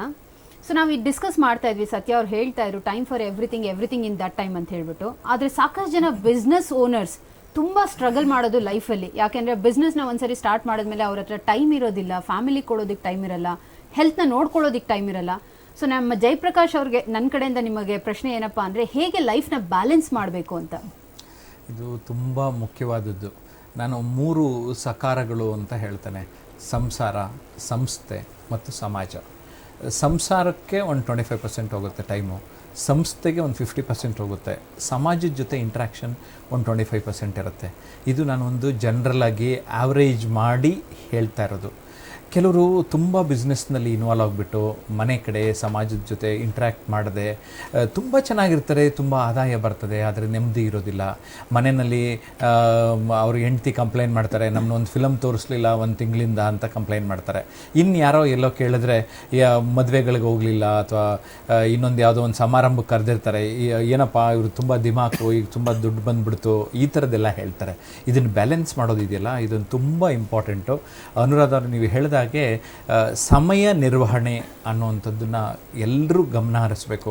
ಯಾಕೆಂದರೆ America ಅಧ್ಯಕ್ಷರಿಂದ ಹಿಡಿದು ನಮ್ಮ ಒಬ್ಬ ಕೂಲಿ ಮಾಡೋರವರೆಗೆ ಎಲ್ರಿಗೂ ಇರೋದು 24 ಗಂಟೆ. ಆ 24 ಗಂಟೆಯನ್ನು ನಾವು ಸರಿಯಾದ ರೀತಿಯಲ್ಲಿ ವಿನಿಯೋಗಿಸ್ಕೊಂಡ್ರೆ ಖಂಡಿತವಾಗಿ ನಮ್ಮ ಲೈಫನ್ನು ನಾವು ಕಂಟ್ರೋಲ್ಗೆ ತಗೊಳ್ಳೋದಕ್ಕೆ ಸಾಧ್ಯ ಅನ್ನೋದು ನನ್ನ ಒಂದು ಭಾವನೆ. ಯಾಕೆಂದರೆ ನಾನು ಸರಳವಾಗಿ ಅರ್ಥ ಮಾಡಿಸ್ಬೇಕು ಅಂದರೆ ಒಂದು ಉದಾಹರಣೆ ಕೊಡ್ತಾ ಇರ್ತೇನೆ. ಯಾರ್ದಾರು ಮನೆಗೆ ಹೋಗಿ ಫೋಟೋ ನೋಡ್ತಾ ಇದ್ದರೆ ಅದರ ಕೆಳಗಡೆ 2 ಡೇಟ್ ಇರ್ತದೆ. ಆ 2 ಡೇಟ್ ಏನು ಅಂದರೆ ಜನನ ಮತ್ತು ಮರಣ ಅಂತ. ಟೈಮ್ ಅನ್ನೋದು ಕಂಟಿನ್ಯೂಸು, ಬಟ್ ಆ ವ್ಯಕ್ತಿ ಟೈಮ್ ಎಷ್ಟು ಅಂದರೆ, ನೋಡ್ರಿ ಇವರು ಈ ಡೇಟಲ್ಲಿ ಹುಟ್ಟಿದ್ರು, ಈ ಡೇಟಲ್ಲಿ ಸತ್ತರು, ಅಷ್ಟೇ ನೋಡ್ತಾರೆ. ಅದರ ಅರ್ಥ ಏನಂದರೆ, ನಮ್ಮ ಒಂದು ಬದುಕು ನಾವು ಟೈಮ್ ವೇಸ್ಟ್ ಮಾಡಿದ್ರೆ ನಮ್ಮ ಲೈಫ್ ವೇಸ್ಟ್ ಮಾಡ್ಕೊಳ್ತಾ ಇದ್ದೀವಿ ಅನ್ನೋ ಒಂದು ಫೀಲಿಂಗ್ ಇಟ್ಕೊಳ್ಳಿ. ಸಮಯನ ಸರಿಯಾಗಿ ವಿನಿಯೋಗಿಸಿ, ಆಗ ಅದು ಸಾಧ್ಯ ಆಗ್ತದೆ. ವೆರಿ ನೈಸ್ ಜಯಪ್ರಕಾಶ್ ಅವರೇ. ಸೊ ಸಮಯ ಅನ್ನೋದು ತುಂಬ ಇಂಪಾರ್ಟೆಂಟು. ಎಲ್ಲರಿಗೂ 24 ಗಂಟೆನೇ ಸಮಯ ಇರೋದು, ಆದರೆ ಅದನ್ನು ಹೇಗೆ ಬಳಸ್ಕೊಳ್ಬೇಕು ಅನ್ನೋದು ನಮ್ಮ ಕೈನಲ್ಲಿರುತ್ತೆ. ಸೊ ನಮ್ಮ ಇನ್ನೊಬ್ರು ಕಾಲರ್ ರೆಡಿ ಇದ್ದಾರೆ. ಹಲೋ ಹಲೋ, ಹೇಳಿ ಸರ್, ಹೇಳಿ ನಿಮ್ಮ ಹೆಸರು ಹೇಳಿ. ನಮಸ್ಕಾರ ಶ್ರೀನಿವಾಸ್ ಅವರೇ, ಹೇಳಿ ಎಲ್ಲಿಂದ ಕರೆ ಮಾಡ್ತಿದ್ದೀರಾ? ಯಲಹಂಕದಿಂದ. ಹೇಳಿ, ಏನು ಬಿಸ್ನೆಸ್ ಅಲ್ಲಿ ಇದ್ದೀರಾ ತಾವು? ಮೇಡಮ್ ನಾವು LIC ಬಿಸ್ನೆಸ್ ಮಾಡ್ತಾ ಇದೀವಿ. LIC ಬಿಸ್ನೆಸ್ ಮಾಡ್ತಿದ್ದೀರಾ, ವೆರಿ ನೈಸ್. ಹೇಳಿ ಸರ್, ನಿಮ್ಮ ಪ್ರಶ್ನೆ ಏನು ಹೇಳಿ. ಮೇಡಮ್ ಏನಿಲ್ಲ, ಸುಮಾರು 5-6 ಇಯರ್ಸ್ ಇಂದ ಮಾಡ್ತಾ ಇದ್ದೀನಿ. ಅಷ್ಟೊಂದು ಹೇಳ್ಕೊಳ್ಳೋಷ್ಟು ಬೆಳವಣಿಗೆ ಕಾಣ್ತಾ ಇಲ್ಲ. ಬೆಳವಣಿಗೆ ಕಾಣ್ತಾ ಇಲ್ಲ? ಯಾವ ರೀತಿನಲ್ಲಿ ಬೆಳವಣಿಗೆ? ಪೀಪಲ್ ಹೇಳಿ. ಅದೇ ಮೇಡಮ್, ಇನ್ಕಮ್ ಈಗ ಕಸ್ಟಮರ್ ಒಂದ್ ಕಸ್ಟಮರ್ ಹತ್ರ ಹೋದಾಗ ಅವ್ರು ಏನಾರ ಒಂದು ಅವರು ಒಂದು ಡಿಸ್ಅಡ್ವಾಂಟೇಜ್ ಏನೋ ಹೇಳ್ಬಿಟ್ರೆ ಅಲ್ಲಿಗೆ ನಮ್ಗೆ ಒಂಥರ ಏನೋ ಒಂಥರ ಮನ್ಸು ಕುಗ್ಬಿಡ್ತದೆ. ಯಾಕಪ್ಪ ಅವ್ರಿಗೆ ಒಂಥರ ಮತ್ತೊಬ್ರ ಹತ್ರ ಹೋಗಕ್ಕೆ ನಮ್ಗೆ ಆಗ್ತಾ ಇಲ್ಲ, ಆತರ ಆಗ್ತದೆ. ಏನೋ ಒಂಥರ ನಮ್ಮ ಏರಿಯಾ ಕುಗ್ಬಿಡ್ತದೆ. ಈ ಟ್ರೈನಿಂಗ್ ಎಲ್ಲ ಹೋಗಿ ಬಂದ್ಮೇಲೆ ನೆಕ್ಸ್ಟ್ ಬೇರೆ ಕಸ್ಟಮರ್ ಹತ್ರ ಹೋದಾಗ ಅವ್ರು ಏನೋ ಅವ್ರ ಹತ್ರ ಕಷ್ಟಗಳು ಅವು ಹೇಳ್ಕೊಬಿಟ್ರೆ ಅಲ್ಲಿಗೆ ಡೌನ್ ಆಗ್ಬಿಡ್ತೀವಿ. ಮತ್ತೆ ನಾವು ಬೇರೆ ಕಡೆ ಹೋಗಕ್ಕೆ ಬೇಜಾರು ಅನ್ಸ್ಬಿಡ್ತದೆ. ಅವತ್ತು ಅಲ್ಲಿಗೆ ನಾವು ಲಾಸ್ ಮಾಡ್ತೀನಿ ಆಗ್ತದೆ ಮೇಡಮ್. ಅದರಿಂದ ಏನು ಜಾಸ್ತಿ ಲರ್ನ್ ಮಾಡಕ್ ಆಗ್ತಾ ಇಲ್ಲ. ಆದ್ರೆ ಏನ್ ಯಾವ ತರ ಮಾಡ್ಬೇಕು ಬಿಸ್ನೆಸ್, ಯಾವ ತರ ಮಾಡ್ಬೇಕು ಕೇಳೋಣ ಅಂತ ಬಂದ್ಮಾಡಿದೆ ಮೇಡಮ್. ಸೊ ಸತ್ಯ ಅವರೇ, ಇವ್ರು ಕೇಳಿದಂಥ ಪ್ರಶ್ನೆ ತುಂಬ ಚೆನ್ನಾಗಿದೆ. ಅಂದರೆ ಎಷ್ಟೋ ಸರಿ ಬಿಸ್ನೆಸ್ಸಲ್ಲಿ ನಾವು ಕುಗ್ಗೋಗ್ಬಿಡ್ತೀವಿ ಕಾರಣಾಂತರಗಳಿಂದ. ಇವರ ಮ್ಯಾಟರಲ್ಲಿ ಇರ್ಬೋದು, ಲೈಕ್ ಒಬ್ಬೊಬ್ಬರ ಕಸ್ಟಮರ್ನ ಮೀಟ್ ಮಾಡೋದ್ರಿಂದ ಆ ಥರ ಆಗ್ಬೋದು. ಬಟ್ ಆದರೆ ಎಷ್ಟೋ ಸರಿ ನಮ್ಮ ಬಿಸ್ನೆಸ್ಸಲ್ಲೂ ಬೇರೆ ಬೇರೆ ಇದರಿಂದ ಕುಗ್ಗೋಗ್ತೀವಿ ನಾವು. ಸೊ ನೀವು ಹೇಳಿ, ಏನು ಉತ್ತರ ಇದಕ್ಕೆ? ಇವರು ಕೇಳಿದಂಥ ಪ್ರಶ್ನೆಯಲ್ಲಿ ನಾನು ಒಂದು ಕಸ್ಟಮರಿಂದ ಇನ್ನೊಂದು ಕಸ್ಟಮರ್ಗೆ ಹೋಗೋ ಅಷ್ಟರಲ್ಲಿ ನಾನು ಕುಗ್ಗೋಗ್ತೀನಿ, ನನಗೆ ಅವ್ರು ಹೇಳಿದಂಥ ಸಮಸ್ಯೆಗಳಿಂದ ನಾನು ಅವ್ರಿಗೆ ನೆಕ್ಸ್ಟ್ ಕಸ್ಟಮರ್ಗೆ ನಾನು ಸೇಲ್ ಮಾಡೋಕ್ಕಾಗ್ತಾ ಇಲ್ಲ ಅಂತ ಹೇಳ್ಬಿಟ್ಟು. ಸೊ ಇಲ್ಲಿ ನಾನು ಏನಕ್ಕೆ ಇಷ್ಟ ಬೀಳ್ತೀನಿ ಅಂತ ಹೇಳಿದ್ರೆ, buyer is always benefiter then the seller. ನೋಡಿ, ವಿಮೆ ಅನ್ನೋದು ಎಷ್ಟು ಅವಶ್ಯಕತೆ ಅಂತ ಹೇಳಿದ್ರೆ ಇವತ್ತು ಪ್ರತಿಯೊಬ್ಬೊಬ್ಬರಿಗೂ ನೆಸೆಸಿಟಿ ಇರೋಂಥದ್ದು. ಸೊ ಇವತ್ತು ಯಾರೋ ಒಂದು ಸಮಸ್ಯೆ ಹೇಳಿದಾಗ ಅವ್ರ ಆ ಸಮಸ್ಯೆಗೆ ನಾವು ಪರಿಹಾರ ಕೊಡೋದೇ ಒಂದು ವಿಮೆ. ಅಂದರೆ ನಿಮ್ಮ ಪ್ರಾಡಕ್ಟ್ ಎಷ್ಟು ಚೆನ್ನಾಗಿದೆ ಅಂತ ಹೇಳಿದ್ರೆ ನೋಡಿ, ಅವ್ರು ಏನೋ ಒಂದು ಮಿನಿಮಮ್ ಪ್ರೀಮಿಯಂ ಕೊಟ್ಟು ಅವರೊಂದು ಲೈಫ್ನ ಅವರು ಏನು ಮಾಡಿರ್ತಾರೆ, ಸೆಕ್ಯೂರ್ ಮಾಡಿರ್ತಾರೆ. ಸೊ ಇಲ್ಲಿ ನಿಮ್ಗೆ ಎಷ್ಟು ಉತ್ಸಾಹ ಇರಬೇಕಂದ್ರೆ ಸೇಲ್ಸಲ್ಲಿ, people don't buy product, they buy people first. ಅಂದರೆ ಪ್ರಾಡಕ್ಟ್ನ ತೊಗೊಳೋದಿಲ್ಲ, ಅವರು ನಿಮ್ಮನ್ನ ಪರ್ಚೇಸ್ ಮಾಡಬೇಕು, ಅಷ್ಟು ಉತ್ಸಾಹ ನಿಮ್ಮಲ್ಲಿ ಇರಬೇಕಾಗಿರುತ್ತೆ. ಸೊ ಆ ಉತ್ಸಾಹ ತರಿಸ್ಕೊಬೇಕು. ಹೇಗೆ ನೀವು ತರಿಸ್ಕೊಳಕ್ಕೆ ಸಾಧ್ಯ? ನೀವೊಂದು ಪಾಲಿಸಿ ನೀವೊಂದು ಕಸ್ಟಮರ್ ಕೊಡೋದ್ರಿಂದ ಅವ್ರ ಮನೆ ಮಕ್ಕಳು ಅವರು ಹೇಗೆ ಭವಿಷ್ಯ ಅವ್ರದ್ದೊಂದು ಸೆಕ್ಯೂರ್ ಆಗುತ್ತೆ. ಇವತ್ತು ವಿವಿಧವಾದಂಥ ಎಲ್ಲ ಕ್ಷೇತ್ರಕ್ಕೂ ಇವತ್ತು ಪಾಲಿಸಿ ಇದೆ. ಸೊ ನೀವು LICನಲ್ಲಿ ಯಾವುದ್ರಲ್ಲಿ ಇದ್ದೀರಾ ಚೆಕ್ ಮಾಡ್ಕೊಳ್ಳಿ. ಅದರ ಒಂದು ಬೆನಿಫಿಟ್ಸ್ನ ಯೋಚನೆ ಮಾಡಿ. ತುಂಬ ಆ ಬೆನಿಫಿಟ್ ತೊಗೊಳೋದ್ರಿಂದ ಅವರು ನೀವೇನು ಮಾಡ್ತಾ ಇದ್ದೀರಾ, ಒಂದು ಫ್ಯಾಮಿಲಿನ ಸೆಕ್ಯೂರ್ ಮಾಡ್ತಾ ಇದ್ದೀರಾ. ಬೆಡ್ ವಿನ್ನರ್ನ ಸೆಕ್ಯೂರ್ ಮಾಡ್ಬೋದು ನೀವು, ಅಥವಾ ಫ್ಯಾಮಿಲಿ ಫ್ಯೂಚರ್ ಎಜುಕೇಷನ್ನು, ಮಕ್ಕಳ ಭವಿಷ್ಯ ನೀವು ಸೆಕ್ಯೂರ್ ಮಾಡ್ತಾ ಇದ್ದೀರಾ. ಉತ್ಸಾಹ ತುಂಬಿಸ್ಕೊಳ್ಳಿ ನಿಮ್ಮ ಒಂದು ಆ ಸೇಲ್ಸ್ ಕೆಲಸದಲ್ಲಿ. ಅವಾಗೇನಾಗುತ್ತೆ, ಈ ಒಂದೊಂದೇ ಕಸ್ಟಮರಲ್ಲಿ ಏನಾಗ್ಬೋದು, ಒಂದು ರಿಸಲ್ಟ್ ಸಿಗ್ಬೋದು, ರಿಸಲ್ಟ್ ಸಿಗದೇ ಇರ್ಬೋದು. ಸಿಗದೆ ಹೋಗಲಿ, ನೆಕ್ಸ್ಟ್ ಕಸ್ಟಮರ್ ಹೋದಾಗ carry that enthusiasm. So sales is nothing but transformation of enthusiasm. ಎಷ್ಟು ಉತ್ಸಾಹ ಹಿಡ್ಕೊಂಡು ನೀವು ಮುಂದುವರಿತೀರಾ. ಸೊ ನಾನು ಡೋರ್ ಟು ಡೋರ್ ಮಾರ್ಕೆಟಿಂಗ್ನ ತುಂಬ ವರ್ಷಗಳಿಂದ ಮಾಡ್ಕೊಂಬಂದಿದ್ದೀನಿ. ನಾನೇ ಸ್ವತಃ ಖುದ್ದಾಗಿ ಫೀಲ್ಡ್ ವರ್ಕ್ ಮಾಡಿದ್ದೀನಿ. ಸೊ ಕೋಚಿಂಗ್ ಆರ್ಗನೈಜೇಷನ್ಲು ನಮ್ಮ ಒಂದು ತರಬೇತಿ ಸೇರಲಿಕ್ಕೆ ಪಾರ್ಟಿಸಿಪೆಂಟ್ಗೆ ಎನ್ರೋಲ್ ಮಾಡಲಿಕ್ಕೆ ಫೀಲ್ಡ್ಗೆ ಹೋಗಿದ್ದೀನಿ. ಸೊ ಒಂದು ಕಸ್ಟಮರಿಂದ ಇನ್ನೊಂದು ಕಸ್ಟಮರ್ಗೆ ನಾನು ಏನೇ ಅಂದರು, ಸೇಲ್ಸ್ ಆದಮೇಲೆ ನನಗೆ ಆ ಉತ್ಸಾಹ ಬಂದಾಗ ಅಥವಾ ಏನೇ ಉತ್ತೇಜನ ಬರುತ್ತೆ, ಆ ಹೈಪಲ್ಲಿ ಹೋದರೆ ನೆಕ್ಸ್ಟ್ ಕಸ್ಟಮರ್ ನಾನು ಬಿಗಿನಿಂಗಿಂದ ನಾನು ಕೊಡದೇ ಇರ್ಬೋದು presentation. So I don't carry anything. ಬೇಜಾರಾದರೆ ಅಂದರೆ ಒಂದು ಪ್ರೆಸೆಂಟೇಷನ್ ನನಗೆ ರಿಸಲ್ಟ್ ಸಿಕ್ಕಲಿಲ್ಲ ಅಂದರೆ ಕುಗ್ಗೋಗ್ಬಿಟ್ಟು ನೆಕ್ಸ್ಟ್ ಕಸ್ಟಮರ್ ಹತ್ರ ಹೋಗಲ್ಲ. ಪ್ರತಿಯೊಂದು ಕಸ್ಟಮರ್ ನನಗೆ ಫ್ರೆಶ್. ಅದನ್ನು ಝೀರೋ ಪ್ರೆಸೆಂಟೇಷನ್ ಅಂದರೆ ಆ ಬಿಗಿನಿಂಗಿಂದ ನಾನು ತೊಗೊಂಡೋಗ್ತೀನಿ. ಸೊ ನನ್ನನ್ನು ನಾನು ಫ್ರೆಶ್ ಅಪ್ ಮಾಡಿಕೊಂಡು ಪ್ರತಿಯೊಂದು ಒಂದು ಕಸ್ಟಮರ್ಗೆ ಹೋಗೋದ್ರಿಂದ ಏನಾಗುತ್ತೆ, ರಿಸಲ್ಟ್ ಚೆನ್ನಾಗಿರುತ್ತೆ. And I do little homework also. So when I do homework ಅಂದರೆ ಏನು? ಸೊ ನನ್ನ ಹತ್ರ ಇರಬೇಕಾಗಿರತಕ್ಕಂಥ ವಿಚಾರಗಳು, ಟೂಲ್ಸ್ ಏನು ಬೇಕು ಅದನ್ನು ಕರೆಕ್ಟಾಗಿ ತೊಗೊಂಡೋಗ್ಬೇಕು. ಮತ್ತು ಕಸ್ಟಮರ್ನ ನೀವು ಸ್ಟಡಿ ಮಾಡಿ. Prepared mind only receives things ಅಂತ ಹೇಳ್ತಾರೆ. ಸೊ ಕಸ್ಟಮರ್ನ ನೀವು ಸೇಲ್ ಮಾಡೋಕ್ಕಿಂತ ಮುಂಚೆ ಏನು ಮಾಡಬೇಕು, ಅವ್ರನ್ನ ತಯಾರಿ ಮಾಡಿ. ನಿಮ್ಮ ಪರಿಚಯ, ನೀವು ಎಷ್ಟು ವರ್ಷದಿಂದ ಇದ್ದೀರಾ, ಅದ್ರ ಬೆನಿಫಿಟ್ಸ್ ಏನು ಆಗುತ್ತೆ, ವಿಮಾ ಸಂಸ್ಥೆ ಬಗ್ಗೆ ಸ್ವಲ್ಪ ಬ್ಯಾಕ್ಗ್ರೌಂಡ್ ಕೊಡಿ, ವಿಮೆ ಅಂದರೆ ಅಂತ ಎಜುಕೇಟ್ ಮಾಡಿ ಅವ್ರಿಗೆ. ಹಾಗೆ ಕಸ್ಟಮರ್ ನೀಡ್ ಏನಿದೆ ಅರ್ಥ ಮಾಡ್ಕೊಳ್ಳಿ. ಅದಕ್ಕೆ ಸೂಕ್ತವಾಗಿರೋದನ್ನು ನೀವು ಅವ್ರಿಗೆ ತೋರಿಸೋದ್ರಿಂದ ಯಾವ ಪಾಲಿಸಿ ಬೆನಿಫಿಟ್ ಬರುತ್ತೆ ಅನ್ನೋದ್ರಿಂದ ಡೆಫಿನೆಟ್ಲಿ ಅವ್ರು ನಿಮ್ಗೆ ವಾಪಸ್ ಬಂದು ನಿಮ್ಮ ಹತ್ರ ತೊಗೊಳ್ತಾರೆ. ಮತ್ತು ನೀವು ಒಂದು ಟಾರ್ಗೆಟ್ ಇಟ್ಕೊಳ್ಳಿ, ಒಂದು ಒಳ್ಳೆ ಟಾರ್ಗೆಟು. ಏನು ಟಾರ್ಗೆಟ್ ಅಂತ ಹೇಳಿದ್ರೆ, ಈ ತಿಂಗಳಲ್ಲಿ ನಾನು ಇಷ್ಟನ್ನು ಭೇಟಿ ಮಾಡಿ ಇಷ್ಟು ಪಾಲಿಸಿಗಳನ್ನ ನಾನು ಕನ್ವರ್ಟ್ ಮಾಡಿ ಇಷ್ಟು ಸೇಲ್ ಮಾಡ್ತೀನಿ ಅಂಥೇಳಿ. ಅದನ್ನು ಅಚೀವ್ ಮಾಡಿದ್ಮೇಲೆ ಸೆಲೆಬ್ರೇಟ್ ಮಾಡಿ ಜೀವನನ. ನಿಮ್ಮ ಸೆಲೆಬ್ರೇಟ್ ಮಾಡಿದಾಗ ಏನಾಗುತ್ತೆ, ಮುಂದುವರಿಲಿಕ್ಕೆ ನಿಮಗೆ ಆ ಒಂದು ಪ್ರೀಮಿಯಮ್ಗಳನ್ನ ಜಾಸ್ತಿ ಪ್ರೀಮಿಯಮ್ ಆಗಿ ನಿಮ್ಮಲ್ಲೇ ನಿಮ್ಮ ಸಂಸ್ಥೆಗಳಲ್ಲಿ ಏನು ಟಾರ್ಗೆಟ್ ಇರುತ್ತೆ ಅದನ್ನು ಅಚೀವ್ ಮಾಡಿಕೊಂಡು ಹೈಯರ್ ಲೆವೆಲ್ಗೆ ಹೋಗ್ಬೇಕಂತ ಗುರಿ ಇಟ್ಕೊಳ್ಳಿ. All the best for you. Thank you Srinivas ಅವರೇ ಕರೆ ಮಾಡಿದ್ದಕ್ಕೆ. ಸತ್ಯ ಅವರೇ, ನೀವು ಹೇಳಿದ್ದು ಖಂಡಿತ ನಿಜ. ಏನೋ ಬಿಸ್ನೆಸ್ ಅಲ್ಲಾಗ್ಲಿ, ಸೇಲ್ಸ್ ಅಲ್ಲಾಗ್ಲಿ, ಪ್ರತಿಯೊಂದು ಕ್ಷೇತ್ರದಲ್ಲೂ ಯಾವಾಗ ನಮಗೆ ಹಿನ್ನಡೆ ಉಂಟಾಗುತ್ತೆ ಅವಾಗ ಏನಾಗುತ್ತೆ, ನಾವು ಕುಗ್ಗೋಗ್ತೀವಿ, ನಮ್ಮ ಎಂಥೂಸಿಯಾಸಮ್ ಕಡಿಮೆ ಆಗೇ ಆಗುತ್ತೆ. ಅದಕ್ಕೆ ನನಗೆ ಒಂದು ಮಾತು ತುಂಬಾ ಚೆನ್ನಾಗಿ ನೆನಪಲ್ಲಿ ಬರೋದೇನಪ್ಪ ಅಂದ್ರೆ, ಆಬ್ಜೆಕ್ಷನ್ ಇಸ್ ನಾಟ್ ರಿಜೆಕ್ಷನ್ ಅಂತ ಹೇಳ್ಬಿಟ್ಟು. ಅಂದ್ರೆ ಏನು, ಯಾರಾದ್ರೂ ಆಬ್ಜೆಕ್ಟ್ ಮಾಡ್ತಾ ಇದಾರೆ ಅಂದ್ರೆ ಅದು ಅವರಿಗೆ ಬೇಡ ಅಂತ ಅಲ್ಲ ಅರ್ಥ. ಅದ್ರ ಬದಲು ಆಬ್ಜೆಕ್ಟ್ ಮಾಡ್ತಿದ್ದಾರೆ ಅಂದ್ರೆ ನನಗೆ ಈ ಪ್ರಶ್ನೆ ಇದೆ, ಈ ಡೌಟ್ ಇದೆ, ಇದನ್ನ ಸರಿ ಮಾಡಿ ಆಮೇಲೆ ಅದನ್ನ ಕೊಂಡ್ಕೊಳ್ತೀನಿ ಅಂತ ಹೇಳ್ಬಿಟ್ಟು. ಸೊ ನೀವೇನ್ ಹೇಳ್ತೀರಾ JP ಅವರೇ? ಆಬ್ಜೆಕ್ಷನ್ಸ್ ಅನ್ನೋದು ತುಂಬಾ ರಿಜೆಕ್ಷನ್ ಅನ್ನೋದು ಬರ್ತಾನೆ ಇರುತ್ತೆ ಲೈಫಲ್ಲಿ. ಹೌದು, ನಾವು ಸಾಮಾನ್ಯವಾಗಿ ಏನು ಅಂದ್ಕೊಂಡ್ಬಿಡ್ತೀವಿ ಅಂದರೆ, ಯಾರಾದರೂ ಅಬ್ಜೆಕ್ಟ್ ಮಾಡಿದ್ರು ಅಂದರೆ ಇವ್ರು ಯಾರಪ್ಪ, ಇವರು ಮನುಷ್ಯ ತಲೆ ತಿಂತಾರೆ, ಇವರಿಂದ ನಮಗೇನು ಅಂತ ಒಂದು ಸ್ವಲ್ಪ ಹಿಂದಕ್ಕೆ ಸರಿತೇವೆ. ನಾವು ಆ ಥರ ಮಾಡಬಾರ್ದು. ಅವ್ರಿಗೇನೋ ಒಂದು ಅನುಮಾನ ಇದೆ, ಆ ಅನುಮಾನವನ್ನು ಹೇಗೆ ನಾನು ಪರಿಹರಿಸಬೇಕು? ಅವ್ರಿಗೆ ನಮ್ಮ ಒಂದು ಪ್ರಾಡಕ್ಟ್ ಅಂದ್ಕೊಳ್ಳಿ, ಆ ಕ್ವಾಲಿಟಿ ಬಗ್ಗೆ ಅನುಮಾನ ಇರ್ಬೋದು, ಅದಕ್ಕೆ ನಾ ಹೇಗೆ ಜಸ್ಟಿಫೈ ಮಾಡ್ತೇನೆ? ಅಥವಾ ಅವ್ರಿಗೇನೋ ಒಂದು ಸರ್ವೀಸು, ಸರ್ ಪ್ರಾಡಕ್ಟ್ ಏನೋ ತೊಗೊಂಡ್ಬಿಡ್ತೀವಿ ಆಮೇಲೆ ಈಗ ಸರ್ವಿಸ್ ಸಿಗುತ್ತೆ, ಅದಕ್ಕೆ ನಾವು ಹೇಗೆ ಅನುಮಾನವನ್ನು ಪರಿಹರಿಸ್ತೇವೆ? ಅದಕ್ಕೆ ತಕ್ಕನಾದ ಉತ್ತರಗಳನ್ನು ಫ್ರೀಕ್ವೆಂಟ್ಲಿ ಆಸ್ಕ್ಡ್ ಕ್ವಶನ್ ಅಂತ ಕರಿತೇವೆ, FAQs ಅಂದ್ಬಿಟ್ಟು. ಅದನ್ನು ನಾವು ಮುಂಚಿತವಾಗಿ ಸಿದ್ಧವಾಗಿ ಇಟ್ಕೊಂಡಿದ್ರೆ ಜನ ಈ ರೀತಿಯ ಪ್ರಶ್ನೆಗಳನ್ನು ಕೇಳ್ಬೋದು. ಈ ರೀತಿ ಪ್ರಶ್ನೆ ಕೇಳಿದ್ರೆ ನಾನು ಈ ರೀತಿ ಉತ್ತರಕ್ಕೆ ಸಿದ್ಧ ಇರಬೇಕು. ಅಲ್ಲೆಲ್ಲೂ ಒಂದು ಕಡೆ ನಾವು ಸುಮ್ಮನೆ ಚೀಟ್ ಮಾಡೋಕ್ಕೆ ಹೋಗಬಾರ್ದು, ಇರುವುದನ್ನು ಸರಿಯಾಗಿ ಹೇಳಬೇಕು, ಸತ್ಯವನ್ನೇ ಹೇಳಬೇಕು.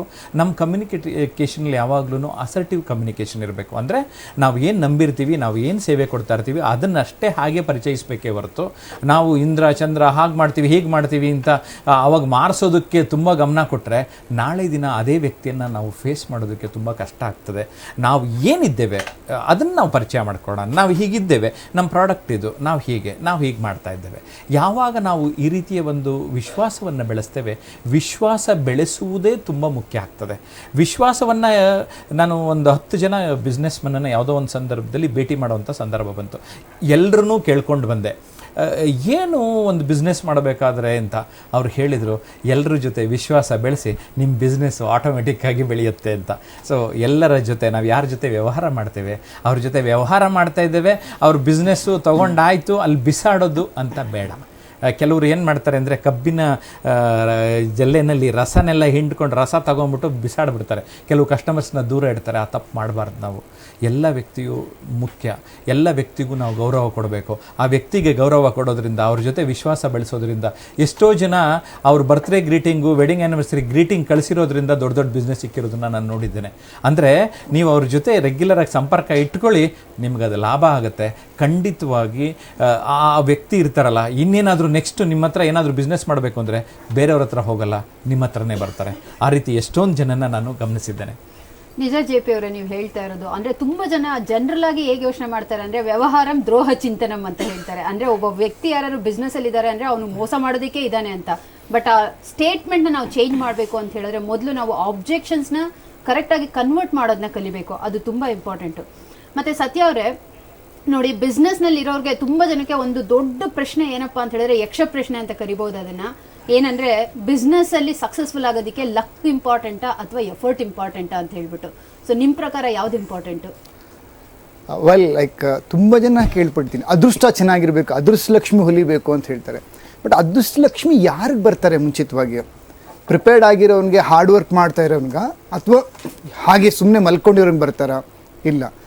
ಸೊ ಲಕ್ ನನ್ನ ಪ್ರಕಾರ, ನನ್ನ ಡೆಫಿನೇಷನ್ ಅಂದರೆ ಹಾರ್ಡ್ ವರ್ಕ್. ಒಳ್ಳೆ ಮಹಾನ್ ನಟ ಹೇಳಿದ್ದಾರೆ, ಏನಂದು, ಕಷ್ಟಪಡಾಮೆ ಅಂದರೆ ಕಷ್ಟ ಬೀಳ್ದಿರ ಏನೂ ಸಿಗೋದಿಲ್ಲ. ಕಷ್ಟ ಬೀಳ್ದಿರ ಏನಾದರೂ ಸಿಕ್ತು ಅಂತ ಹೇಳಿದ್ರೆ ಅದು ಟೆಂಪರರಿ, ತಾತ್ಕಾಲಿಕ. First hard work. And second thing, hard work ಮಾತ್ರ ಸಾಲೋದಿಲ್ಲ ನನ್ನ ಪ್ರಕಾರ. ಬರೀ ಏನೋ ಒಂದು ಹಾರ್ಡ್ ವರ್ಕ್ ಅಂದರೆ ಬೆಳಗ್ಗೆಯಿಂದ ರಾತ್ರಿ ಹಾರ್ಡ್ ವರ್ಕ್ ಮಾಡ್ಕೊಂಡಿದ್ರೆ ಸಾಲಲ್ಲ. ನಾವು ಫ್ಯೂಚರ್ ಏನಾದರೂ ಹೈಯರ್ ವರ್ಕ್ಸ್ ಬಂದರೆ ಅದಕ್ಕೆ ಏನಾಗಿರಬೇಕು ಅಂತ ಪ್ರಿಪೇರ್ ಆಗಿರಬೇಕು. ರೈಟ್. ಸೊ ಒಬ್ರು ಯಾರೋ ಒಂದು ಲೆವೆಲಲ್ಲಿ ವರ್ಕ್ ಮಾಡ್ತಾ ಇರ್ತಾರೆ, ಬಿಸ್ನೆಸ್ ಮಾಡ್ತಾ ಇರ್ತಾರೆ. ರೈಟ್. ವರ್ಕ್ ಮಾಡೋದ್ರ ಜೊತೆಗೆ ಅಭ್ಯಾಸ ಮಾಡಬೇಕಂದ್ರೆ ಲರ್ನಿಂಗ್, ಏನೋ ಒಂದು ಪ್ರಿಪೇರ್ ಆಗ್ತಾ ಇರಬೇಕು. ನೆಕ್ಸ್ಟ್ ನನಗೆ ಯಾವುದು ಪ್ರಮೋಷನ್ ಸಿಕ್ಕಿದ್ರೆ ಅಥವಾ ಹೈಯರ್ ಬಿಸ್ನೆಸ್ ಆಪರ್ಚುನಿಟಿ ಸಿಕ್ಕಿದ್ರೆ ನನಗೇನು ಗುಣಗಳಿರಬೇಕು ಅನ್ನೋದನ್ನು ಪ್ರಿಪೇರ್ ಹಾಕ್ಕೊಂಡ್ರೆ, ಕಲಿಯೋದ್ರ ಮೂಲಕ ಹಾರ್ಡ್ ವರ್ಕ್ ಪ್ಲಸ್ ಪ್ರಿಪರೇಷನ್ ಆಗಿದ್ದಾರೆ. ಅದ್ರ ಎರಡರ ಜೊತೆಗೆ ಏನಾಗುತ್ತೆ, ಇನ್ನೊಂದು ಅವಕಾಶ ಅಂತ ಬರುತ್ತೆ, ಏನದು ಅಪರ್ಚುನಿಟಿ ಅಂತ ಬರುತ್ತಲ್ಲ, ಅದು ಮೂರು ಬಂದಾಗ ಎಸ್ ಅನ್ಬೇಕು. Hard work, preparation and opportunity, ಇದು ಮೂರು ಈಕ್ವಲ್ಸ್ ಲಕ್ ಅಂತ ಕರಿತೀವಿ ನಾವು. ಸೊ ತುಂಬ ಜನ ಕೇಳ್ತಾರೆ, ಸತ್ಯ ಅವರೇ ನೀವು ಚೆನ್ನಾಗಿ ಮಾತಾಡ್ತೀರಾ ಸ್ಟೇಜ್ ಮೇಲೆ, ನಿರ್ಗಳವಾಗಿ 8 ಅವರ್ 10 ಅವರ್ ಕ್ಲಾಸಸ್ ಕಂಡಕ್ಟ್ ಮಾಡ್ತೀರಿ, ಹೇಗೆ ಸಾಧ್ಯ ಅಂತ ಕೇಳಿದ್ರು. 91 ನಾನು 2 ನಿಮಿಷ ಸ್ಟೇಜಲ್ಲಿ ಮಾತಾಡೋಕ್ಕೆ ನನಗೆ ಬಂದಿಲ್ಲ ಸ್ಕೂಲಲ್ಲಿ. ಅವಾಗ ನನಗೆ ರಿಯಲೈಸ್ ಆಯಿತು ಇದು ನನಗೆ ಬರಲ್ಲ ಅಂಥೇಳಿ. 20 ವರ್ಷಗಳ ಕಾಲ ಸತತವಾಗಿ ನಾನು ತರಬೇತಿಗಳನ್ನ ಪಡ್ಕೊಂಡಿದ್ದೀನಿ. ಜೊತೆಗೆ ಅದನ್ನ ನಾನು ಪ್ರಿಪೇರ್ ಆಗ್ತಾ ಹೋದೆ. ನಾನೇನಾದರೂ ತರಬೇತಿ ಆದರೆ ಹೇಗೆ ನಾವು ಕ್ಲಾಸಸ್ ಕಂಡಕ್ಟ್ ಮಾಡ್ಬೋದು ಅನ್ನೋದು ನಾನು ಟ್ರೈನಿಂಗ್ ತೊಗೊಂಡು ನಾನು ಇಂಪ್ರೂವ್ ಆಗ್ತಾ ಬಂದೆ. ಅವಕಾಶ ಸಿಗದಾಗ ಎಸ್ ಅಂತ ಹೇಳಿದೆ, ಅದನ್ನು ಇವತ್ತು ಲಕ್ಕಾಗಿ ಟರ್ನ್ ಆಗಿದೆ. ವೆರಿ ನೈಸ್ ಸತ್ಯ ಅವರೇ. ಅದಕ್ಕೆ ನಮ್ಮ ಹಿರಿಯರೆಲ್ಲ ಹೇಳಿರೋದು ಏನಂತ ಹೇಳ್ಬಿಟ್ಟು, ಕೈ ಕೆಸರಾದ್ರೆ ಬಾಯಿ ಮೊಸರು ಅಂತ ಹೇಳ್ಬಿಟ್ಟು. ಸೊ ಎಫರ್ಟ್ ಇಲ್ಲದೆ ಏನೂ ಸಿಗೋದಿಲ್ಲ. ಸೊ ನಮ್ಮ ನೆಕ್ಸ್ಟ್ ಕಾಲರ್ ರೆಡಿ ಇದ್ದಾರೆ. ಹಲೋ ಹಲೋ, ಸ್ವಲ್ಪ ಜೋರಾಗಿ ಮಾತಾಡಿ ಅಮ್ಮ, ಟಿವಿ ನೋಡ್ಕೊಂಡು ಮಾತಾಡಬೇಡಿ, ದೂರವಾಣಿಯಲ್ಲಿ ಕೇಳಿಸ್ಕೊಳ್ಳಿ. ಹಾಂ ಹೇಳಿ ಹೇಳಿ, ನಿಮ್ಮ ಹೆಸರು ಹೇಳಿ. ಎಲ್ಲಿಂದ? ಸ್ವಲ್ಪ ಜೋರಾಗಿ ಮಾತಾಡಿ. ಕಳಸದಿಂದ. ಹಾಂ ಹೇಳಿ ನನ್ನ ತಂಗಿ ಬಗ್ಗೆ ಮಾತಾಡ್ಬೇಕಿತ್ತು. ಹೇಳಿ. ನನ್ನ ತಂಗಿ ಬಗ್ಗೆ ಹೇಳಿ ಮೇಡಮ್, ಹೇಳಿ, ಏನ್ ನಿಮ್ ಪ್ರಶ್ನೆ ಹೇಳಿ. ಸ್ವಲ್ಪ ಜೋರಾಗಿ ಮಾತಾಡಿ ಅಮ್ಮ, ನಿಮ್ ವಾಯ್ಸ್ ಬ್ರೇಕ್ ಆಗ್ತಾ ಇದೆ. ಕಾಲ್ ಡಿಸ್ಕನೆಕ್ಟ್ ಆಗಿದೆ ಅಂತ ಕಾಣುತ್ತೆ. ಸೊ ಸತ್ಯ ಅವರೇ, ನಾವು ಮಾತಾಡ್ತಿದ್ವಿ ಎಫರ್ಟ್, ಹಾರ್ಡ್ ವರ್ಕ್ ಅನ್ನೋದು ಎಷ್ಟು ಇಂಪಾರ್ಟೆಂಟು ಬಿಸ್ನೆಸ್ಸಲ್ಲಿ ಅಂತ ಹೇಳ್ಬಿಟ್ಟು. ಸೊ ಕೈ ಕೆಸರಾಗದೆ ಏನು ಕೆಲಸನೂ ಏನೂ ಆಗೋದಿಲ್ಲ. ಎಫರ್ಟ್ ಇಲ್ಲದೆ ಯಾವುದೂ ಬರೋದಿಲ್ಲ. ಎಫರ್ಟ್ ಇಲ್ಲ ಅಂತ ಹೇಳಿದ್ರೆ ಲಾಂಗ್ ಟೈಮಲ್ಲಿ ಬಂದ್ರೂ ಅದು ನಿಲ್ಲೋದಿಲ್ಲ ಅಂತ ಹೇಳ್ಬಿಟ್ಟು. ಹೌದು. ನಾನು ಹೇಗೆ ವರ್ಕ್ ಮಾಡ್ತೀನಿ ಅಂತ ನಾನು ಎಕ್ಸಾಂಪಲ್ ಕೊಡೋಕ್ಕೆ ಇಷ್ಟಪಡ್ತೀನಿ. ತುಂಬ ಜನ ಪ್ರಶ್ನೆ ಕೇಳ್ತಾರೆ, ಸತ್ಯಾರು ಒಂದು ಬಿಸ್ನೆಸ್ನ ಸಕ್ಸಸ್ಫುಲ್ಲಾಗಿ ನಡ್ಸೋಕ್ಕಾಗೋದಿಲ್ಲ, ನೀವು ಮಲ್ಟಿಪಲ್ ಬಿಸ್ನೆಸ್ ಇದೆ ನಿಮ್ಮ ಹತ್ರ, ಹೇಗಿದನ್ನು ಮಾಡ್ತೀರಾ ಅಂತ ಕೇಳಿದಾಗ, like man is design not to get tired. ಮನುಷ್ಯನ ಸೃಷ್ಟಿ ಹೇಗಿದೆ ಅಂತ ಹೇಳಿದ್ರೆ ಆತ ಟಯರ್ಡೇ ಆಗೋದಿಲ್ವಂತ. ಇದು ನಾನು 11 ವರ್ಷಗಳ ಹಿಂದೆ ಕೇಳ್ಪಟ್ಟೆ. ಸೊ ಅದು ಹೇಗಿರ್ಬೋದು ಅಂತ ಯೋಚನೆ ಮಾಡೋಕ್ಕೆ ಶುರು ಮಾಡಿದಾಗ, ನಾವು ಮಾನಸಿಕವಾಗಿ ದಣಿತೀವಿ ಅಷ್ಟೇ ಹೊರತು ದೈಹಿಕವಾಗಿ ದಣಿಯೋದೇ ಇಲ್ಲ. ಸೊ ಏನು ಮಾಡಬೇಕು ಅದಕ್ಕೆ? ಸೊ ನಮ್ಮನ್ನು ನಾವು ರಿಜಿನೇಟ್ ಮಾಡ್ಕೊಳ್ಲಿಕ್ಕೆ ಒಂದು ಬಿಸ್ನೆಸ್ಸಲ್ಲಾಗಿರೋ ತುಂಬ ಯೋಚನೆ ಮಾಡಬೇಕಾಗಿರುತ್ತೆ. ಕ್ವಾಲಿಟಿ ನಿದ್ದೆ ಮಾಡಿ. ಫಸ್ಟ್ ಥಿಂಗ್ 5 ಅವರ್ 6 ಅವರ್ ಆಗಿರ್ಬೋದು, 6 hour 7 hours, whatever mid time you need that rest. Go to a deep sleep ಒಂದು. ಎರಡನೇದು ಪವರ್ ನ್ಯಾಪ್ ಅಂತ ಕರಿತೀವಿ, ಯೋಗ ನಿದ್ರಾ ಅಂತ ಕರಿತೀವಿ. ಇದು ನಾನು 18 ವರ್ಷಗಳ ಹಿಂದೆ ನಮ್ಮ ಒಂದು ವ್ಯಕ್ತಿತ್ವ ವಿಕಸನ ತರಬೇತಿಯ ಸಕ್ಸಸ್ಫುಲ್ ಪರ್ಸನ್ ಡಾಕ್ಟರ್ ಭರತ್ಚಂದ್ರ ಅವ್ರ ಕಡೆಯಿಂದ ಕಲ್ತಿದ್ದು ನಾನು. 10 ಮಿನಿಟ್ಸ್ ಪವರ್ ನ್ಯಾಪ್, ಯೋಗ ನಿದ್ರೆಯನ್ನು ಮಾಡಿದಾಗ ಏನಾಗುತ್ತೆ, ನೆಕ್ಸ್ಟ್ 8 ಅವರ್ಸ್ ನಾವು ರಿಜ್ಯೂನೇಟ್ ಆಗ್ತೀವಿ. ನಾನು 18 ವರ್ಷಗಳಿಂದ ಇದನ್ನು ಫಾಲೋ ಮಾಡ್ಕೊಂಬಂದಿದ್ದೀನಿ. ಸೊ ಇದು ಫಾಲೋ ಮಾಡಿದಿಂದ ಏನಾಗ್ತಾ ಇದೆ, ನಾನು ಫಿಸಿಕಲ್ ಎಫರ್ಟ್ ಆಗಲಿ ಮೆಂಟಲ್ ಎಫರ್ಟ್ ಆಗಲಿ ಹಾಕಲಿಕ್ಕೆ ನನಗೇನೂ ಸಮಸ್ಯೆ ಇಲ್ಲ. ಬೆಳಗ್ಗೆ 4:30ಗೆ ಎದ್ದೇಳ್ತೀನಿ, ರಾತ್ರಿ 11 ಗಂಟೆವರೆಗೂ ನಾನು ಈಸಿಯಾಗಿ ಎಫರ್ಟ್ಲೆಸ್ಸಾಗಿ ಕೆಲಸ ಮಾಡ್ಕೊಂಡು ಹೋಗ್ತೀನಿ. ಎಫರ್ಟ್ಸ್ ಬೇಕೇ ಬೇಕು. ಎಫರ್ಟ್ಲೆಸ್ ಅನ್ನೋ ಪದ ಇದೆಯಲ್ಲ, ಎಫರ್ಟಿಂದನೇ ಎಫರ್ಟ್ಲೆಸ್ ಬರೋಕ್ಕೆ ಸಾಧ್ಯವಾಗೋದು. ಖಂಡಿತ ನಿಜ ಸತ್ಯ ಅವರೇ. ಎಫರ್ಟ್ಲೆಸ್ ಅನ್ನೋದು ಬರೋದು ಎಫರ್ಟ್ ಹಾಕಿದಾಗ ಮಾತ್ರ. ಸೊ ನಮ್ಮ ನೆಕ್ಸ್ಟ್ ಕರೆ ರೆಡಿ ಇದೆ. ಹಲೋ ಹಲೋ, ಹೇಳಿ ಸರ್, ಏನ್ ನಿಮ್ಮ ಹೆಸರು ಹೇಳಿ. ಮೇಡಮ್ ನನ್ನ ಹೆಸರು ನಾಗರಾಜ್ ಅಂತ. ನಾಗರಾಜ್ ಅವರೇ ಹೇಳಿ, ಎಲ್ಲಿಂದ ಕರೆ ಮಾಡ್ತಿದ್ದೀರಾ?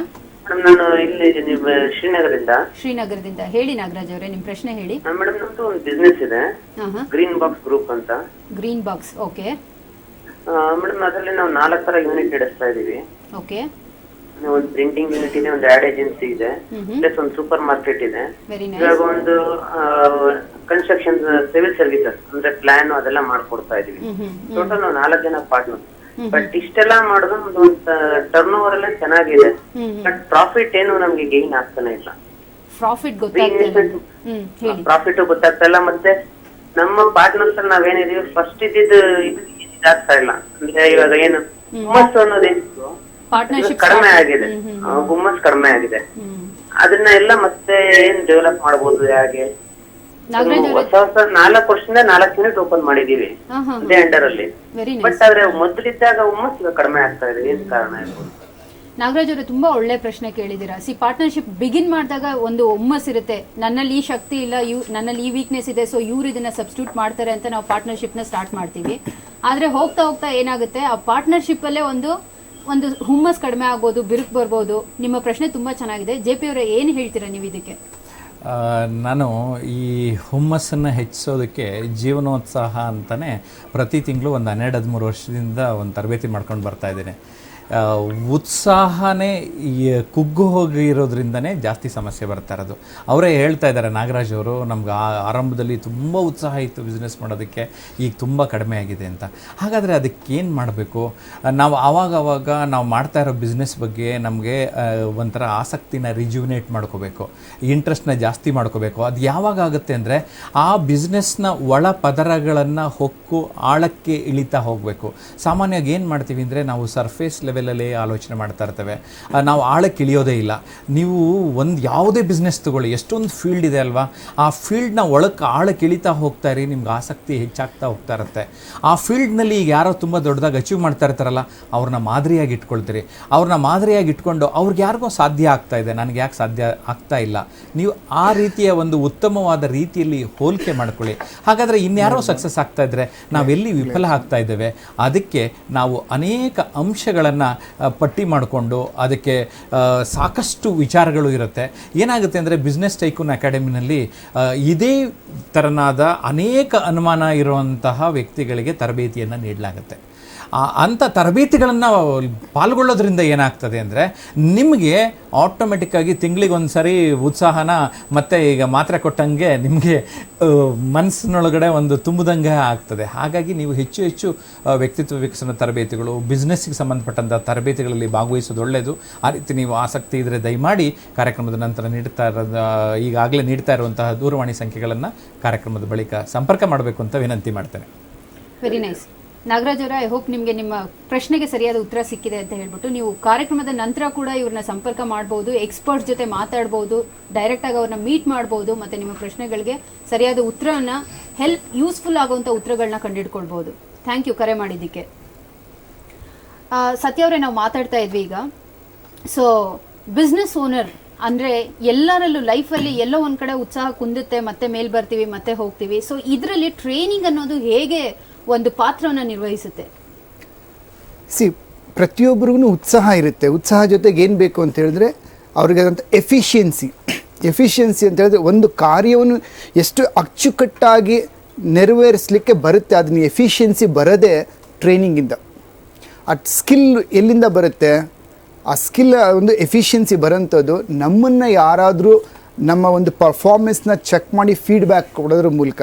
ಸೊ ನಮಗಿನ ಹಿರಿಯರು ಅಂದರೆ ನಮಗಿನ ಒಂದು ಆ ಫೀಲ್ಡಲ್ಲಿ ಎಕ್ಸ್ಪರ್ಟ್ ಯಾರಿರ್ತಾರೆ ಅವ್ರ ಜೊತೆ ನಾವು ಕೂತ್ಕೊಂಡು ಒಂದು ಕ್ರೀಡೆ ಆಗಿರ್ಬೋದು, ಬಿಸ್ನೆಸ್ ಆಗಿರ್ಬೋದು, ಮ್ಯೂಸಿಕ್ ಆಗಿರ್ಬೋದು, ಎನಿ ಸ್ಕಿಲ್ ರಿಲೇಟೆಡ್ ಅದು ಕೆಲವರಿಗೆ ಹುಟ್ಟಿನಿಂದ ಬರ್ಬೋದು. ಬಟ್ 99% ಜನರಿಗೆ ತರಬೇತಿ ಮೂಲಕನೇ ಬರುತ್ತೆ. ಇವತ್ತು ನೀವು ಯಾವುದೇ ಒಬ್ಬ ಒಂದು ಎಕ್ಸ್ಪರ್ಟ್ನ ನೀವು ಹೋಗಿ ಕೇಳಿದ್ರು ಅವರು ಹೇಳೋಂಥ ವಿಚಾರ it's because of the training what I have received ಅಂತ ಹೇಳ್ತಾರೆ. ಇವತ್ತು ನಾನೇನಾಗಿದ್ದೀನಿ it's because of the training. Okay, ಸಾಕಷ್ಟು ಕರೆಗಳು ಬರ್ತಾ ಇದೆ ನಮಗೆ, ಆದರೆ ಎಲ್ಲ ಕರೆಗಳನ್ನ ನಾವು ಸ್ವೀಕರಿಸಲಾಗೋದಿಲ್ಲ. ಖಂಡಿತ ಮುಂದಿನ ವಾರ ಮತ್ತೆ ಭೇಟಿ ಮಾಡೋಣ. ಇದೇ ಸಮಯದಲ್ಲಿ ಜನತಾ ಟಿವಿನಲ್ಲಿ 5 ರಿಂದ 6 ಗಂಟೆ ಫೋನ್ ಇನ್ ಕಾರ್ಯಕ್ರಮದಲ್ಲಿ ನಿಮ್ಮ ಪ್ರತಿ ಪ್ರಶ್ನೆಗಳಿಗೂ, ನಿಮ್ಮ ಪ್ರತಿ ಡೌಟ್ಗಳಿಗೂ ಇಲ್ಲಿ ಉತ್ತರ ಸಿಕ್ಕೇ ಸಿಗುತ್ತೆ. ಮತ್ತೆ ಸತ್ಯ ಅವರೇ, ಈ ಕಾರ್ಯಕ್ರಮಕ್ಕೆ ಬಂದು ಇದನ್ನು ಯಶಸ್ವಿಯಾಗಿ ನಡೆಸ್ಕೊಟ್ಟಿದ್ದಕ್ಕೆ ಧನ್ಯವಾದಗಳು. Thank you. ಮತ್ತೆ ಜಯಪ್ರಕಾಶ್ ಅವರೇ, ನಿಮಗೂ ಕೂಡ ತುಂಬಾ ಯಶಸ್ವಿಯಾಗಿ ಸಾಕಷ್ಟು ಉತ್ತರಗಳನ್ನ ಕೊಟ್ಟಿದ್ದೀರಾ. ಈ ಕಾರ್ಯಕ್ರಮ ನಡೆಸ್ಕೊಟ್ಟಿದ್ದಕ್ಕೆ ತುಂಬಾ ಥ್ಯಾಂಕ್ಸ್. ಧನ್ಯವಾದಗಳು.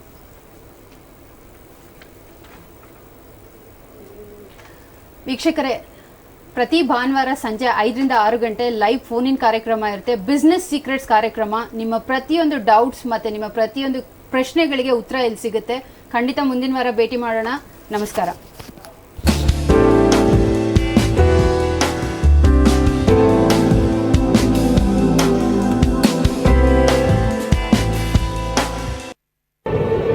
ಸಿರಿಧಾರಿಣಿಗೆ ಸ್ವಾಗತ.